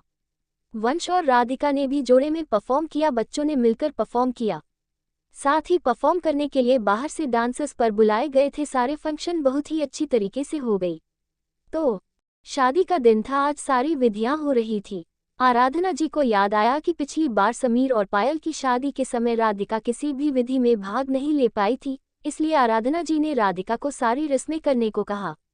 वह बहुत खुश थी। सभी बारात जाने के लिए तैयार थे। बच्चे खूब नाच कूद रहे थे। अंश भी आज बहुत खुश था। इसी तरह हंसी खुशी से अंश की शादी भी हो गई। सभी वापस मुंबई आ गए। 15 दिन बीत चुके थे। राधिका ने वंश से कहा, अब हम लोगों को मॉम और डैड से बात कर लेनी चाहिए, क्योंकि वंशिका के जाने का वक्त पास आ गया है। वंश बोला, तुम ठीक कह रहे हो, चलो अभी ही हम उनसे बात करते हैं। दोनों विनय जी के कमरे की तरफ चल दिए। विनय जी अपने कमरे में बैठे कुछ काम कर रहे थे। आराधना ने जैसे उन दोनों को देखा, बोली, अरे आज सवेरे सवेरे तुम दोनों हमारे कमरे में, कुछ खास बात है क्या? राधिका बहुत ही उदास लग रही थी। वह बोली, मॉम, हम लोगों को आप दोनों से कुछ जरूरी बातें करनी है। पहले तो हमने सोचा था ये सब आपको नहीं बताएंगे, क्योंकि यह जानने के बाद आप लोगों को भी हमारी तरह वंशिका की टेंशन होने लगेगी, लेकिन अब बताना बहुत जरूरी हो गया है। विनय जी बोले, जो बात है साफ साफ कहो, इतना घुमाने की कोई जरूरत नहीं है। राधिका बोली, पापा आपको याद है, हम सब हमारी शादी के बाद गुरुजी के आश्रम गए थे। तब गुरुजी ने हम दोनों को रोक लिया था। तब उन्होंने हमें बताया वंश के ग्रहों का दोष अब उनकी बेटी को भी भुगतना होगा। पहले ही इस दोष के कारण उसे अपने पिता से 5 साल दूर रहना पड़ा। अब इसी तो उसके कारण उसके विवाह में भी बहुत परेशानी आएगी। विवाह के बाद उसे बहुत सारे दुखों का सामना करना पड़ेगा। इसीलिए गुरुजी ने हमें कहा था कि हमें अभी से उसे इन सब के लिए तैयार करना होगा, ताकि आगे आने वाली परेशानी से वो डटकर मुकाबला कर सके। इसीलिए हम दोनों उसे अपने से दूर भेज रहे हैं, जहां उसे हर तरह की ट्रेनिंग दी जाएगी। हम नहीं चाहते कि उसे उसकी शादी के बाद कुछ ऐसा झेलना पड़े जो वह बर्दाश्त नहीं कर सके, इसलिए उसे मेंटली और फिजिकली दोनों स्ट्रांग बनाना बहुत जरूरी है। विनय बोले, ये तुम क्या कह रही हो? राधिका बोली, ये सच है पापा जी, वरना आप जानते हैं कि मैं और वंश दोनों वंशिका के बिना एक पल भी नहीं रह सकते हैं। फिर भी हम दोनों अपने दिलों पर पत्थर रख उसे अपने से दूर भेज रहे हैं। पापा, हम चाहते हैं कि वह खुशी खुशी यहाँ से जाए। उसे हमने मेंटली तैयार कर दिया है, वह जाने के लिए तैयार हो गई है। राधिका की आंखों से आंसू बहने लगे। वंश बोला, राधिका अपने आप को संभालो, तुम इस तरह रो दोगी तो वंशिका का क्या होगा? तुम्हें उसे हंसते हुए वहां पहुंचाना है। विनय जी बोले, पता नहीं युवंश के दोष कब तक हम सब का पीछा नहीं छोड़ेंगे। अब इसकी बेटी को भी उसके जैसे ही दर्द से गुजरना पड़ेगा। विनय जी ने वंश के कंधे पर हाथ रख कहा, तुम्हें ये बात हमसे पहले ही बता देनी चाहिए था। फिर वंश बोला, डैड, मैं नहीं चाहता कि यह बात हम सब के अलावा किसी और को पता चले। विनय आराधना दोनों में उनकी बातों में अपनी सहमति जताई और कहा, तो भेजो, ठीक लगे तो वही करो। समय पंख लगा के उड़ गया और राधिका वंशिका को लेकर अर्जुन के इंस्टीट्यूट चली गई। वहां और भी बच्चे थे जो अलग अलग चीजों की ट्रेनिंग ले रहे थे, पर वंशिका को इन सब में ट्रेंड होना था। वंशिका सबको देखकर बहुत खुश हो रहे थे। वह बोली, मम्मा, मैं भी यह सब सीखूंगी। राधिका बोली, बेटा, तुम ये सब सीखोगी, लेकिन इसके लिए तुम्हें यहाँ अर्जुन अंकल और तेजस्विनी आंटी के साथ रहना होगा। वंशिका बोली, कोई बात नहीं, मैं रह लूंगी, पर आपको मुझसे एक प्रॉमिस करना होगा कि आप दोनों मुझसे रोज फ़ोन को बात करेंगे। हाँ बेटा ज़रूर, मैं तुमसे रोज फ़ोन पर बात करूँगा। तुम यहाँ अच्छे से रहना। वंशिका बोली, मम्मा मैं अब बड़ी हो गई हूँ, अब आपको मेरी टेंशन लेने की ज़रूरत नहीं, अब मैं अपना सारा काम खुद कर लेती हूँ। अब तो मैं सारांश की बड़ी दीदी भी हूँ, इसीलिए अब आप मेरी चिंता मत कीजिए, मैं यहाँ अच्छे से रहूँगी। पर आप और पापा कभी कभी मुझसे मिलने आया करोगी ना? अधिक ने हाँ में सिर हिलाया। वंशिका बोली, मम्मा आप बिल्कुल भी मत रोना, आप रोती हो तो मुझे बिल्कुल अच्छा नहीं लगता। आप स्माइल करो, आप पापा से बोलना कि मैं उनको बहुत प्यार करती हूँ। राधिका भी समझ रही थी कि वंशिका अपने आप को मजबूत कर रही है ताकि उसकी मम्मा कहीं रोने न लग जाए। राधिका के भी अपने को मजबूत किया और बोली, बेटा जब तुम घर आओगी तब हम दोनों मिलकर मार्शल आर्ट्स वाली फाइट करेंगे। दोनों ने एक दूसरे को हाई फाई किया और फिर वंशिका तेजस्विनी के साथ अंदर चली गई। बाहर अर्जुन उसके सामने खड़ा था। अर्जुन बोला, आप चिंता न करें, हम उसे हर चीज की ट्रेनिंग देंगे जैसा कि आप चाहती है, आप बेफिक्र होकर जाएं। गोवा में राघव ने विक्की को अमन के बारे में सब पता करने को कहा था। विक्की ने मेल कर सारी जानकारी राघव को दे दी। राघव ने सारी डिटेल्स पढ़ ली और उसके बाद वह प्लानिंग करने लगा किस तरह अमन को बर्बाद कर मीरा का बदला लिया जाए। राघव ने देखा उसकी तरक्की का सबसे बड़ा कारण वह जमीन है जो मीरा के पापा के नाम थी, और अब उस पर अमन बहुत बड़ा होटल बनाए हुए था। उसने एक अंडरवर्ल्ड डॉन की बेटी के साथ शादी कर लिया, उसी की मदद से उसने उस जमीन की फर्जी कागजात तैयार कर अपने नाम करवा लिया और उस पर होटल खड़ी कर दी। राघव की आंखों में चमक थी। उसने कहा, अमन अब तुम्हारी उल्टी गिनती शुरू। राघव ने अपने वकील से बात की और उसे सारी बात बताई। उसने कहा, ये जमीन मीरा के पापा के नाम थी और उसे उसके लिए चचेरे भाई ने धोखे से अपने नाम पर करवा लिया था, उसे कैसे हम अपने कब्जे में ले सकते हैं? वकील बोला, आप मुझे 2 दिन का वक्त दीजिए, मैं सब कुछ सोच समझकर आपको बताता हूँ। राघव अपने घर गया जहाँ मीरा बच्चों के साथ खेल रही थी। राघव को देखते ही उन्हें छोड़कर राघव के पास आ गई और बोली, आज आप बहुत जल्दी आ गए। राघव बोला, हाँ आज मेरा मन अपनी प्यारी वाइफ के साथ वक्त बिताने का था, पर मेरी प्यारी वाइफ को तो मेरी बिल्कुल भी चिंता नहीं। मीरा हंसती हुई उसकी तरफ देखने लगी और बोली, आपको देखकर कोई नहीं कह सकता कि आपके 2 इतने बड़े बड़े बच्चे होंगे। अब आपको 18 साल के लड़कों की तरह डायलॉग्स बोलने की कोई जरूरत नहीं है। राघव मुस्कुराते हुए बोला, मीरा रोमांस के लिए कोई उम्र और कोई वक्त नहीं होता, जब मन करे इंसान को कर लेना चाहिए। राघव फिर मीरा से पूछा, मुझे तुमसे कुछ जरूरी बातें करनी हैं। एक बात बताओ, क्या अहमदाबाद में तुम्हारे पापा की कोई जमीन थी? मीरा बोली, इन सब के बारे में मुझे कुछ भी नहीं पता, क्योंकि हमारी जॉइंट फैमिली थी तो ये सब ज्यादा चाचा और दादा से शेयर करते थे। उन्होंने हमसे कभी भी ऐसी कोई बात नहीं कही, और हाँ माँ कहती थी कि अगर हमारी जमीन में हमें मिल जाती तो हमारे सारे प्रॉब्लम खत्म हो जाते, लेकिन उन्होंने कभी नहीं बताया कि जमीन कहाँ और कितनी है। राघव बोला, उस जमीन को तुम्हारे भाई अमन ने धोखे से अपने नाम कर लिया है और बहुत बड़ी होटल खड़ी कर दी है। उसने एक अंडरवर्ल्ड की बेटी से शादी कर ली है, उसी ने इस काम में उसकी मदद की है। मीरा के आंखों में आंसू आ गए। वो सोचती थी कि उनका सब कुछ हड़पने में चाचा जी का हाथ है, पर उसे कि नहीं पता था अमन भैया भी उनका साथ दे रहे होंगे। राघव बोला, तुम चिंता मत करो, जल्दी वह होटल तुम्हारे नाम होगी। मिराज को 2 दिन बाद मिराज को घर पर बुला लेना, इन सब में उसका होना भी जरूरी है। मीरा बोली, ठीक है। 2 दिन ऐसे ही बीत गए। 2 दिन बाद आज मीरा से मिलने मिराज आया था। राघव ने उसे सारी बातें बता दी। वो नोटिस भेजने के लिए तैयार हो गया। वकील ने एक नोटिस बनाए और उसे अमन के एड्रेस पर भेज दिया। दूसरी तरफ अहमदाबाद में नोटिस मिलते ही अमन का गुस्सा 7वें आसमान पर चला गया। वह अपने अंडरवर्ल्ड डॉन ससुर को सारी बात बताए। उसके ससुर ने कहा, तुम चिंता मत करो, मैं हूं ना, मैं सब ठीक कर दूंगा। पर उसे ये नहीं मालूम था कि राघव सिंघानिया वही है जिसके बहुत बड़े बड़े अंडरवर्ल्ड डॉन से दोस्ती है, जो उसके एक इशारे पर कुछ भी कर सकते हैं। राघव ने माफिया किंग से बात की और उसे सारी बात बताई। वो बोला, अगर ऐसी बात है तो मैं आपकी मदद जरूर करूंगा। राघव ने सारे ओरिजिनल पेपर पहले से ही निकलवा कर रख लिए थे, क्योंकि उसे पता था नोटिस मिलने के बाद ये लोग ओरिजिनल पेपर को इनके हाथ नहीं लगने देंगे, इसीलिए सारी तैयारी पहले ही कर ली थी। कुछ दिनों बाद राघव मीरा को लेकर अहमदाबाद चला गया और दोनों बच्चों को दादा दादी के पास मुंबई में छोड़ दिया। अमन को यह नहीं पता था कि मीरा राघव सिंघानिया की वाइफ है। उसे तो लगा कि मीरा सिर्फ उसे डराने की कोशिश कर रही है। अमन जिस आलीशान कोठी में रहता था वह कोठी भी मीरा के पापा के नाम थी।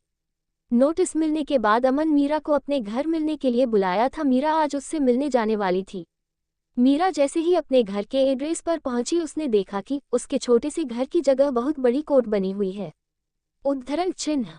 राघव भी मीरा के साथ था। अमन मीरा का इंतजार कर रहा था। मीरा की गाड़ी और उसके पीछे पीछे 4 गाड़ियां अमन के घर पहुंची। उससे सबसे पहले बॉडीगार्ड्स निकले जिन्होंने राघव और मीरा का प्रोटेक्ट किया। दूसरी गाड़ी से 2 वकील निकले, उनके बॉडीगार्ड उन्हें प्रोटेक्ट करते हुए अमन के घर गए। मीरा को देखकर उसके दादा दादी खुश हो गए। कितने दिनों बाद मीरा को देख रहे थे, उनकी आंखों में खुशी की चमक थी। अमन ने गुस्से से मीरा से कहा, यह क्या मजाक है? तुम इन सब पर अपना हक कैसे जता सकते हैं? ये सब मेरा है। मीरा ने भी गुस्से से कहा, तुम्हें पता होना चाहिए कि जिस जमीन पर तुम रह रहे हो और जिस पर तुम्हारे होटल है वह सब मेरे पापा के हैं, और मैं उनकी प्रॉपर्टी पर उनकी बच्चे यानी मेरे और मेराज का हक है, ना कि तुम्हारा। अमन बोला, वाह, जो मुझे भैया भैया कहती थकती नहीं थी वह आज मुझे अमन कहकर बुला रही है। मीरा भी हंसते हुए बोलो, भैया कौन सा भैया? मेरा पूरा परिवार तो उसी दिन मर गया था जिस दिन मुझे और मेरी माँ को इस घर से निकाला गया था। मेरा सिर्फ एक छोटा भाई है जिसका नाम मिराज है, उसके अलावा मेरे मायके में कोई नहीं है। अमन गुस्से में मीरा पर हाथ उठाने की कोशिश की, लेकिन राघव ने उसका हाथ वहीं पकड़ कर रोक दिया। अमन बोला, आजकल तुम कर क्या रही हो जो इतने सारे लोग तुम्हारे आगे पीछे घूम रहे हैं? कहीं कुछ ऐसा वैसा तो नहीं करती? उसकी बातें सुनकर राघव की आंखों को गुस्सा आ गया। उसने गुस्से से अमन से कहा, अपनी जबान को लगाम दो। तुम्हें पता नहीं तुम किससे बात कर रहे हो? यह कोई ऐसी वैसी औरत नहीं है, यह मेरी वाइफ मिसेज मीरा राघव सिंघानिया है। ये नाम सुनकर अमन कुछ वक्त के लिए चुप हो गया, फिर उसने हंसते हुए कहा, क्या मजाक कर रहे हो? राघव बोला, मजाक नहीं, ये सच है। राघव बोला, मैं चाहूं तो जोर जबरदस्ती से इस जमीन वापस मीरा को दिलवा सकता हूं, लेकिन मैं ऐसा नहीं करूंगा। जितने दिन ऐश करना है कर लो, आज से तुम लोगों की उल्टी गिनती शुरू। हम लोगों ने तुम्हारे खिलाफ कोर्ट में केस दर्ज कर दी है, अभी इसका फैसला कोर्ट तय करेगी। मीरा फिर अपने दादा दादी के पांव छुई और वापस चली आई। राधिका भी वंशिका को छोड़कर वापस आ गई।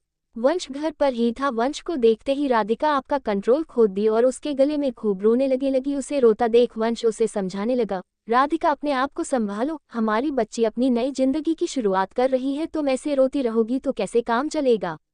वैसे तो बस भी बहुत उदास था, उसका भी जी कर रहा था कि वह भी राधिका के गले लग रोए, लेकिन वैसा नहीं कर सकता था। धीरे धीरे समय व्यतीत होने लगा, सभी लोग अपने अपने कामों में जुट गया। पूरे 10 वर्ष बीत चुके थे। 10 वर्ष बाद आज राधिका विला में बहुत चहल पहल थी। राधिका बहुत खुश थी। वंश एयरपोर्ट गया हुआ था। आज 10 वर्षों बाद उनकी बेटी वंशिका वापस अपने घर आ रही थी।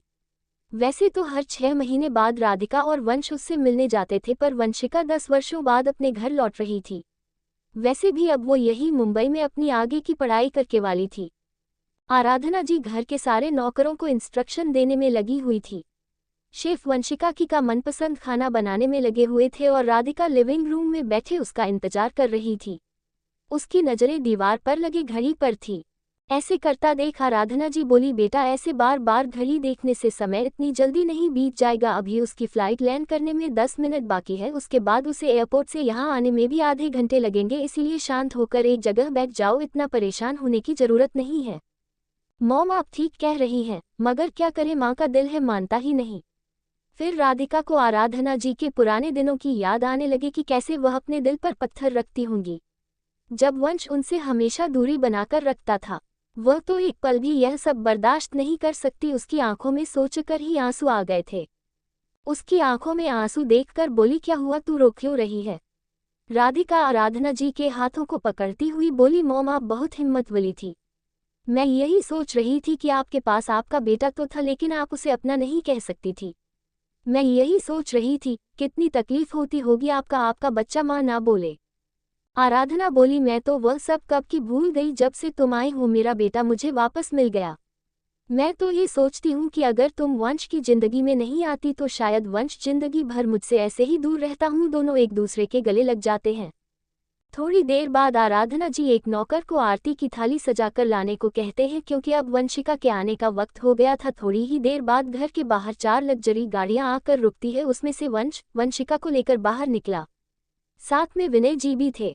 वंशिका अपने घर को बड़े ध्यान से देख रहे थे। जैसा वह छोड़कर गई थी आज भी वह घर बिल्कुल ऐसा ही था, कुछ भी नहीं बदला था। आराधना जी बोले, क्या देख रही हो बेटा? वंशिका दादी के पांव छूते हुए बोली, दादी मैं जैसी छोड़ गई थी अभी वैसा ही है, कुछ भी नहीं बदला। आराधना जी मुस्कुराती हुई बोले, बेटा तुम्हारी माँ ने किसी को कुछ भी बदलने नहीं दिया।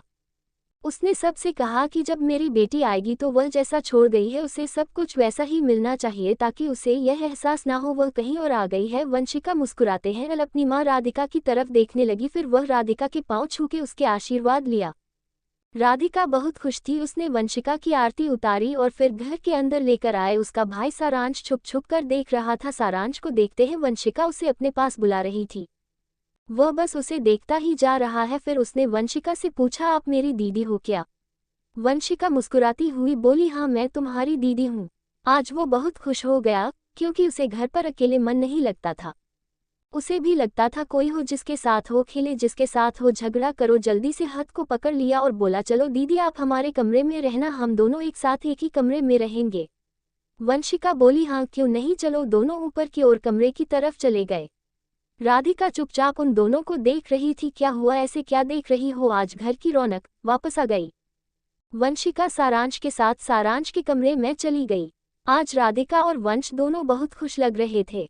राधिका वंश से बोली, आज मैं बहुत खुश हूँ और मेरे दोनों बच्चे आज मेरे आंखों के सामने हैं। राधिका बोली, वक्त कैसे बीत गया कुछ पता ही नहीं चला। ऐसा लग रहा है जैसे वंशिका अभी कुछ समय पहले ही यहाँ से गई थी। उसकी सारी ट्रेनिंग भी खत्म हो गई और हम उसके साथ कुछ अच्छा समय गुजार पाएंगे। वंश बोला, तुमने तो फिर भी उसके साथ कुछ वक्त बिताया है, मैं तो उसके साथ बहुत कम वक्त ही साथ रहा हूँ। राधिका मुस्कुराते हुए बोली, अब आ गई है ना आपकी लाडली, तो उसके साथ जी भर के वक्त बताए। मैं तो चाहती हूँ कि अब सारांश को भी थोड़ी बहुत इन सब चीज़ों की ट्रेनिंग ले ले। वंश बोला, मुझे तो उसकी चिंता लगी रहती है। राधिका बोली, आप इतनी चिंता मत कीजिए, जो उसकी किस्मत में है वो हम नहीं बदल सकते, पर उसे उससे लड़ने की हिम्मत जरूर दे सकते हैं। आपसे थोड़ा वक्त दीजिए, उसे खुद के लिए जीने दीजिए ताकि वह अपनी जिंदगी अपने तरीके से जी सके। वंश बोला, तुम ठीक कह रही हो, कल की चिंता में हम आज की खुशियों को क्यों बिगड़े? कल की कल देखी जाएगी। राधिका बोली, क्यों ना हम लोग एक कल पार्टी रखें जिसमें हम पूरे परिवार और हमारे बच्चे सभी शामिल हो, क्योंकि बहुत दिन हो गए सभी बच्चों ने मिलकर एंजॉय नहीं किया। सब एक दूसरे से मिलेंगे और इनमें आपस में जान पहचान भी हो जाएंगी। तुम ठीक कह रही हो, मगर हम पार्टी नहीं पिकनिक करेंगे। हम सभी संडे को पिकनिक पर चलेंगे। मैं सबसे बात कर लेता हूँ। राधिका, होगा ये भी ठीक है। राधिका पायल को फोन लगाकर बोली, हम लोग सोच रहे थे कि इस महीने सब मिलकर पिकनिक पर चलें। तुम बिल्कुल ठीक कह रही हो, बच्चों के एग्जाम भी अभी अभी खत्म हुए हैं और वह भी कुछ एंजॉय करना चाहते हैं। वैसे वंशिका आज आने वाली थी, क्या वह आ गई? राधिका बोली, हाँ बस अभी थोड़ी देर पहले ही आई है। पायल बोली, मैं तो आना चाहती थी मगर तुम्हें पता है ना इतना काम है कि अभी मुझे सांस लेने की फुर्सत नहीं है। राधिका ने लंबी सांस लेते हुए कहा, मुझे पता है, अच्छा चलो जैसा प्रोग्राम फिक्स होता है तो फिर बताती हूँ। इतना बोल उसने फोन रख दिया। वंश ने फिर राघव और विक्रांत को फोन लगाया और पिकनिक की बात कही। सभी लोग पिकनिक पर जाने के लिए तैयार हो गए, मगर जाया कहाँ जाए, छह करती हुई आई, जाया कहाँ जाए अभी तक डिसाइड नहीं किया गया था। तभी राधिका बोले, मैंने सुना है खन्ना हाउस में ही एक उसमें पिकनिक की बहुत ही अच्छी जगह थी जहाँ तुम लोग बचपन में हर साल पिकनिक मनाने जाया करते थे। उसको भी वह दिन याद आ गया। उसने, हाँ तुम ठीक कह रही, क्यों ना हम खाना हाउस में ही पिकनिक मनाने चले। रुको, मैं अभी समीर से बात करता हूँ। इतना बोल को समीर को फोन लगा दिया और बोला, समीर हम सभी चाहते हैं कि इस संडे को सब मिलकर पिकनिक पर चले, बच्चे भी अब बोर हो रहे हैं। समीर ने कहा, ये तो बहुत अच्छा आइडिया है, वैसे वंशिका आ जाने वाली थी, तुमने बताया भी नहीं मुझे। वंश बोला, इसीलिए तो मैं चाहता हूँ कि हम सब मिलकर एक पिकनिक का प्रोग्राम रखें जहाँ हम सभी फैमिली वाले एक दूसरे से मिल सके। वैसे भी आजकल हम लोग भी एक दूसरे से बहुत कम मिल पाते हैं, इसी बहाने हम सबों का मिलना भी हो जाएगी। सभी संडे को खन्ना हाउस में पिकनिक के लिए तैयार हो गए हैं। इधर वंशिका अपने घर आकर बहुत खुश थी। वह अपने माँ की गोद में सर रखकर लेटी हुई थी। उसने पूछा, आप मुझे मिस करती थी? राधिका, मैं तो तुम्हें हर पल याद किया करती थी, खासकर जब कोई फेस्टिवल होता है तो मुझे तो रोना ही आ जाता था। और पापा मुझे याद करते थे। राधिका उसके बालों पर अपना हाथ फेरते हुए बोली, तुम्हारी तो जान ही तुम्हारे पापा पर बसती है। तुम्हारे पापा तो मुझसे भी ज्यादा तुम्हारी चिंता किया करते थे। ऐसा कोई दिन नहीं जिस दिन तुम्हें याद नहीं करते। वैसे भी तुम उनके पास बहुत कम समय तक रही। वह चाहते हैं कि तुम कुछ दिन अपनी जिंदगी जी लो। आगे तुम क्या करना चाहती हो? वंशिका बोलो मम्मा मैं आपकी पढ़ाई मुंबई में हूँ करना चाहती हूँ, मैं आप लोगों से दूर जाना नहीं चाहते। मैंने मुंबई के कई कॉलेज में एडमिशन के लिए टेस्ट भी दे दिए हैं। राधे श्याम बोलो तुम जिस कॉलेज में पढ़ना चाहती हो तो मुझे बता दो, मैं उसी कॉलेज में तुम्हारा एडमिशन करा दूंगी। वंशिका बोली नहीं मामा, मैं अपने बाल ब्यूट पर बैच साथ एडमिशन करवा लूंगी। ये सुनकर दिखा खुश होते हुए बोले बेटा मैं खुश हूँ कि तुम अपनी मेहनत से कुछ पाना चाहती हो। तभी वॉइस में वहां आ गया। उसने कहा तो माँ बेटे कब से इतना क्या क्या कर रहे हो? राधिका बोले हम माँ बेटी आपस में बातें कर रहे हैं, तो आपको क्यों जलन हो रही है? नहीं मिला मुझे क्यों जलन होगी, मैं तो ये सोच रहा हूँ कि आखिर मेरा नंबर कब आएगा। वंशिका हंसने लगे पापा इसके लिए नंबर आने की क्या जरूरत है, मैं तो आप ही की बेटी हूँ, मैं आपके पास आ जाऊँ? मुस्कुराने लगा और बोला। वंश राधिका से बोला मैंने समय से बात कर लिया, हम सभी संडे को खन्ना हाउस पिकनिक के लिए चलेंगे। वंशिका बोली पिकनिक? हम पिकनिक पर जा रहे हैं, हम सभी पिकनिक पर जा रहे हैं। वहां तुम्हारे कज़न्स आएंगे, तुम सबसे मिल लेना। वंशिका खुश होते हुए बोली आप ठीक कह रही हो, मैं तो अपने किसी भी फैमिली मेंबर को तो जानती ही नहीं। जब उनसे मिली थी तो मैं बहुत छोटी थी, सिर्फ वो अपने दादा दादी और नाना नानी को पहचानती थी क्योंकि वह लोग कभी कभी उनसे मिलने जाते थे। वंशिका भी बहुत खुश थी कि वह अपने परिवार वालों से जल्द ही मिलेगी। दोपहर के लंच के लिए सब बैठे हुए थे। अभी वंश ने वंशिका से पूछो आगे का क्या प्रोग्राम है तुम्हारा? वंशिका बोली पापा मैं तो अभी मुंबई में अपनी पढ़ाई खत्म करूंगी, फिर मैं आपके बिजनेस को ज्वाइन करूंगी। वंश भी मुस्कुरा दिया, बोला ठीक है तुम्हें जो ठीक लगे वही करो। दूसरी तरफ राघव भी बहुत परेशान था, वह आज घर जल्दी आ गया था। मीरा ने उससे पूछा क्या हुआ, बहुत परेशान लग रहे हो? राघव ने मीरा का हाथ पकड़ा और कहा जमीन के केस का फैसला आने वाला है। मीरा बोली आप चिंता क्यों करते हैं, फैसला हमारे पक्ष में ही आएगा। जैसे हमने सिविल कोर्ट और हाई कोर्ट में जीत दर्ज की उसी तरह हम सुप्रीम कोर्ट में भी जीतेंगे। राघव बोला हाँ तुम की कह रही हो? मीरा बोले वैसे भी आपने उसके सारे बिजनेस को तबाह कर दिया है, वैसे भी वह के जीतने के बाद भी सड़क पर ही होगा, लेकिन अगर हम केस जीत जाते हैं तो मुझे बहुत ही खुशी होगी। राघव मीरा को अपने सीने से लगा लिया। तुम चिंता मत करो, जीत तो हमारी ही होगी। मीरा नबी हाँ में सर हिलाया। फिर उसने कहा अरे एक बात तो कहना मैं भूल ही गया, आज वंश का फोन आया था, उसकी बेटी वंशिका वापस आ गई है, अब वही रहेगी, इसीलिए वंश ने संडे को खन्ना हाउस में पिकनिक का प्रोग्राम रखा है। मीरा ने कहा ये तो बहुत अच्छी बात है, हम सवेरे काफी दिनों से कुछ नहीं मिला, इसी बहाने एक बार फिर आपस में मिलेंगे। सब पिकनिक के लिए एक्साइटेड थे, सभी लोग पिकनिक की तैयारी में लगे हुए थे। आज तीनों घरों में काफी हलचल मची हुई थी। उधर वेद और वेदिका, राघव और मीरा सभी घर से निकलने को तैयार थे। दूसरी तरफ सुबह से विक्रांत अंजलि और अविका को जल्दी तैयार होने कह रहा था। अविका बोली पापा आप इतनी हड़बड़ी क्यों मचा रहे हैं, अभी तो सिर्फ 8 बजे है, हमें वहां 10 बजे तक पहुंचना है। विक्रांत बोला अगर मैं नहीं चिल्लाऊंगा तो तुम दोनों तैयार होने में दोपहर के 12 बजा दोगी। तभी बीच में अंजलि मुस्कुराते हुए बोली मैं तो कब से तैयार हूँ। विक्रांत उसे अपनी तरफ खींचते हुए बोला मैं तुम्हारी बात थोड़ी कर रहा हूँ, मैं तो दादी और पोती की बात कर रहा हूँ। पता नहीं कहाँ से इसे ये ब्लॉग बनाने का शौक चढ़ गया है, आधा टाइम तो इसका मेकअप करने और कैमरे के सामने बीत जाता है। अंजलि बोली ऐसा मत बोलो, तुम्हें कुछ नहीं पता, इन दादी और पोती के 1 मिलियन फॉलोअर्स है। ये दादी और पोती की जोड़ी पूरे सोशल नेटवर्क पर फेमस है। विक्रांत बोला अच्छा बाबा मैं तुम्हारी बेटी के खिलाफ कुछ नहीं बोलूंगा। अंजलि आंखें बड़ी करती हुई बोली क्या कहा आपने? मेरी बेटी? वैसे तो हर समय मेरी बेटी करते हैं और अभी तुम्हारी बेटी हो गई। विक्रांत फिर से मुस्कुराते हुए कहा अच्छा बाबा हमारी बेटी अब खुश। अंजलि भी मुस्कुरा दी। अविका अपनी माँ की तरह बहुत खूबसूरत थी और अपने पापा की तरह इंटेलिजेंट। राघव भी अपने घर से निकल गया था, वह पहले राधिका के घर जाना चाहता था, उसके बाद वंश के साथ खन्ना हाउस जाने वाला था। आज राघव ने अपने सबसे लग्जरी गाड़ी निकाली थी जो उसकी फेवरेट थी। राघव खुद ही कार ड्राइव कर रहा था, मीरा उसके बगल में बैठी थी। पीछे दोनों बच्चे वेद और वेदिका बैठे हुए थे। दोनों बच्चे एक दूसरे के बिल्कुल ऑपोजिट थे, उनके बीच हर छोटी छोटी बात पर बहस होती रहती थी, परंतु जब कभी कोई बाहरी इन दोनों में से किसी को परेशान करने की कोशिश करता तो दोनों भाई बहन मिलकर उसकी हालत खराब कर देते थे। वैसे तो वह कितना भी लड़ते झगड़ते परंतु एक दूसरे के लिए जान भी छिड़कते थे। वेदिका में लड़कियों वाले कोई लक्षण नहीं थे, वह तो वेद से भी 2 कदम आगे थी। स्कूल में सभी बच्चे उससे डरते थे, वह कितने ही बार स्कूल में बच्चों को पिट चुकी थी, लेकिन राघव के डर के कारण गोवा में कोई भी उसकी कंप्लेंट नहीं करता था, क्योंकि राघव का गोवा में बहुत नाम था। सभी जानते थे कि उसकी या कोटक्यू की पहचान बड़े बड़े अंडरवर्ल्ड के लोगों से। इसके विपरीत वेद बहुत ही शांत स्वभाव का था। उसकी इमेज अपने स्कूल में काफी अच्छी थी। स्कूल की काफी लड़कियां उसे पसंद करते थे। देखने में वह बहुत ही हैंडसम और हेल्पिंग नेचर का था, जबकि वेदिका सब पर धौंस जमाने वाली लड़की थी। वैसे वह भी कम खूबसूरत नहीं थी, उसका चेहरा बहुत कुछ राधिका से मिलता जुलता था। अगर कोई उन दोनों को साथ देख ले तो उसे राधिका की ही बेटी समझ ले।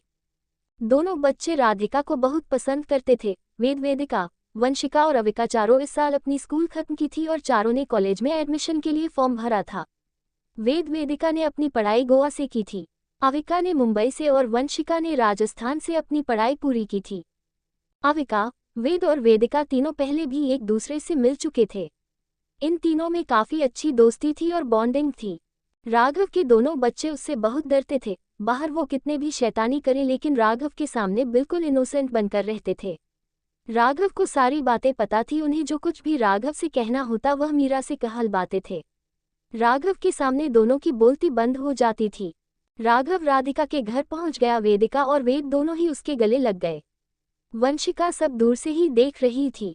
तभी राधिका ने उससे कहा, बेटा इधर आओ, ये तुम्हारे और मेरा मामा और मामी जी हैं।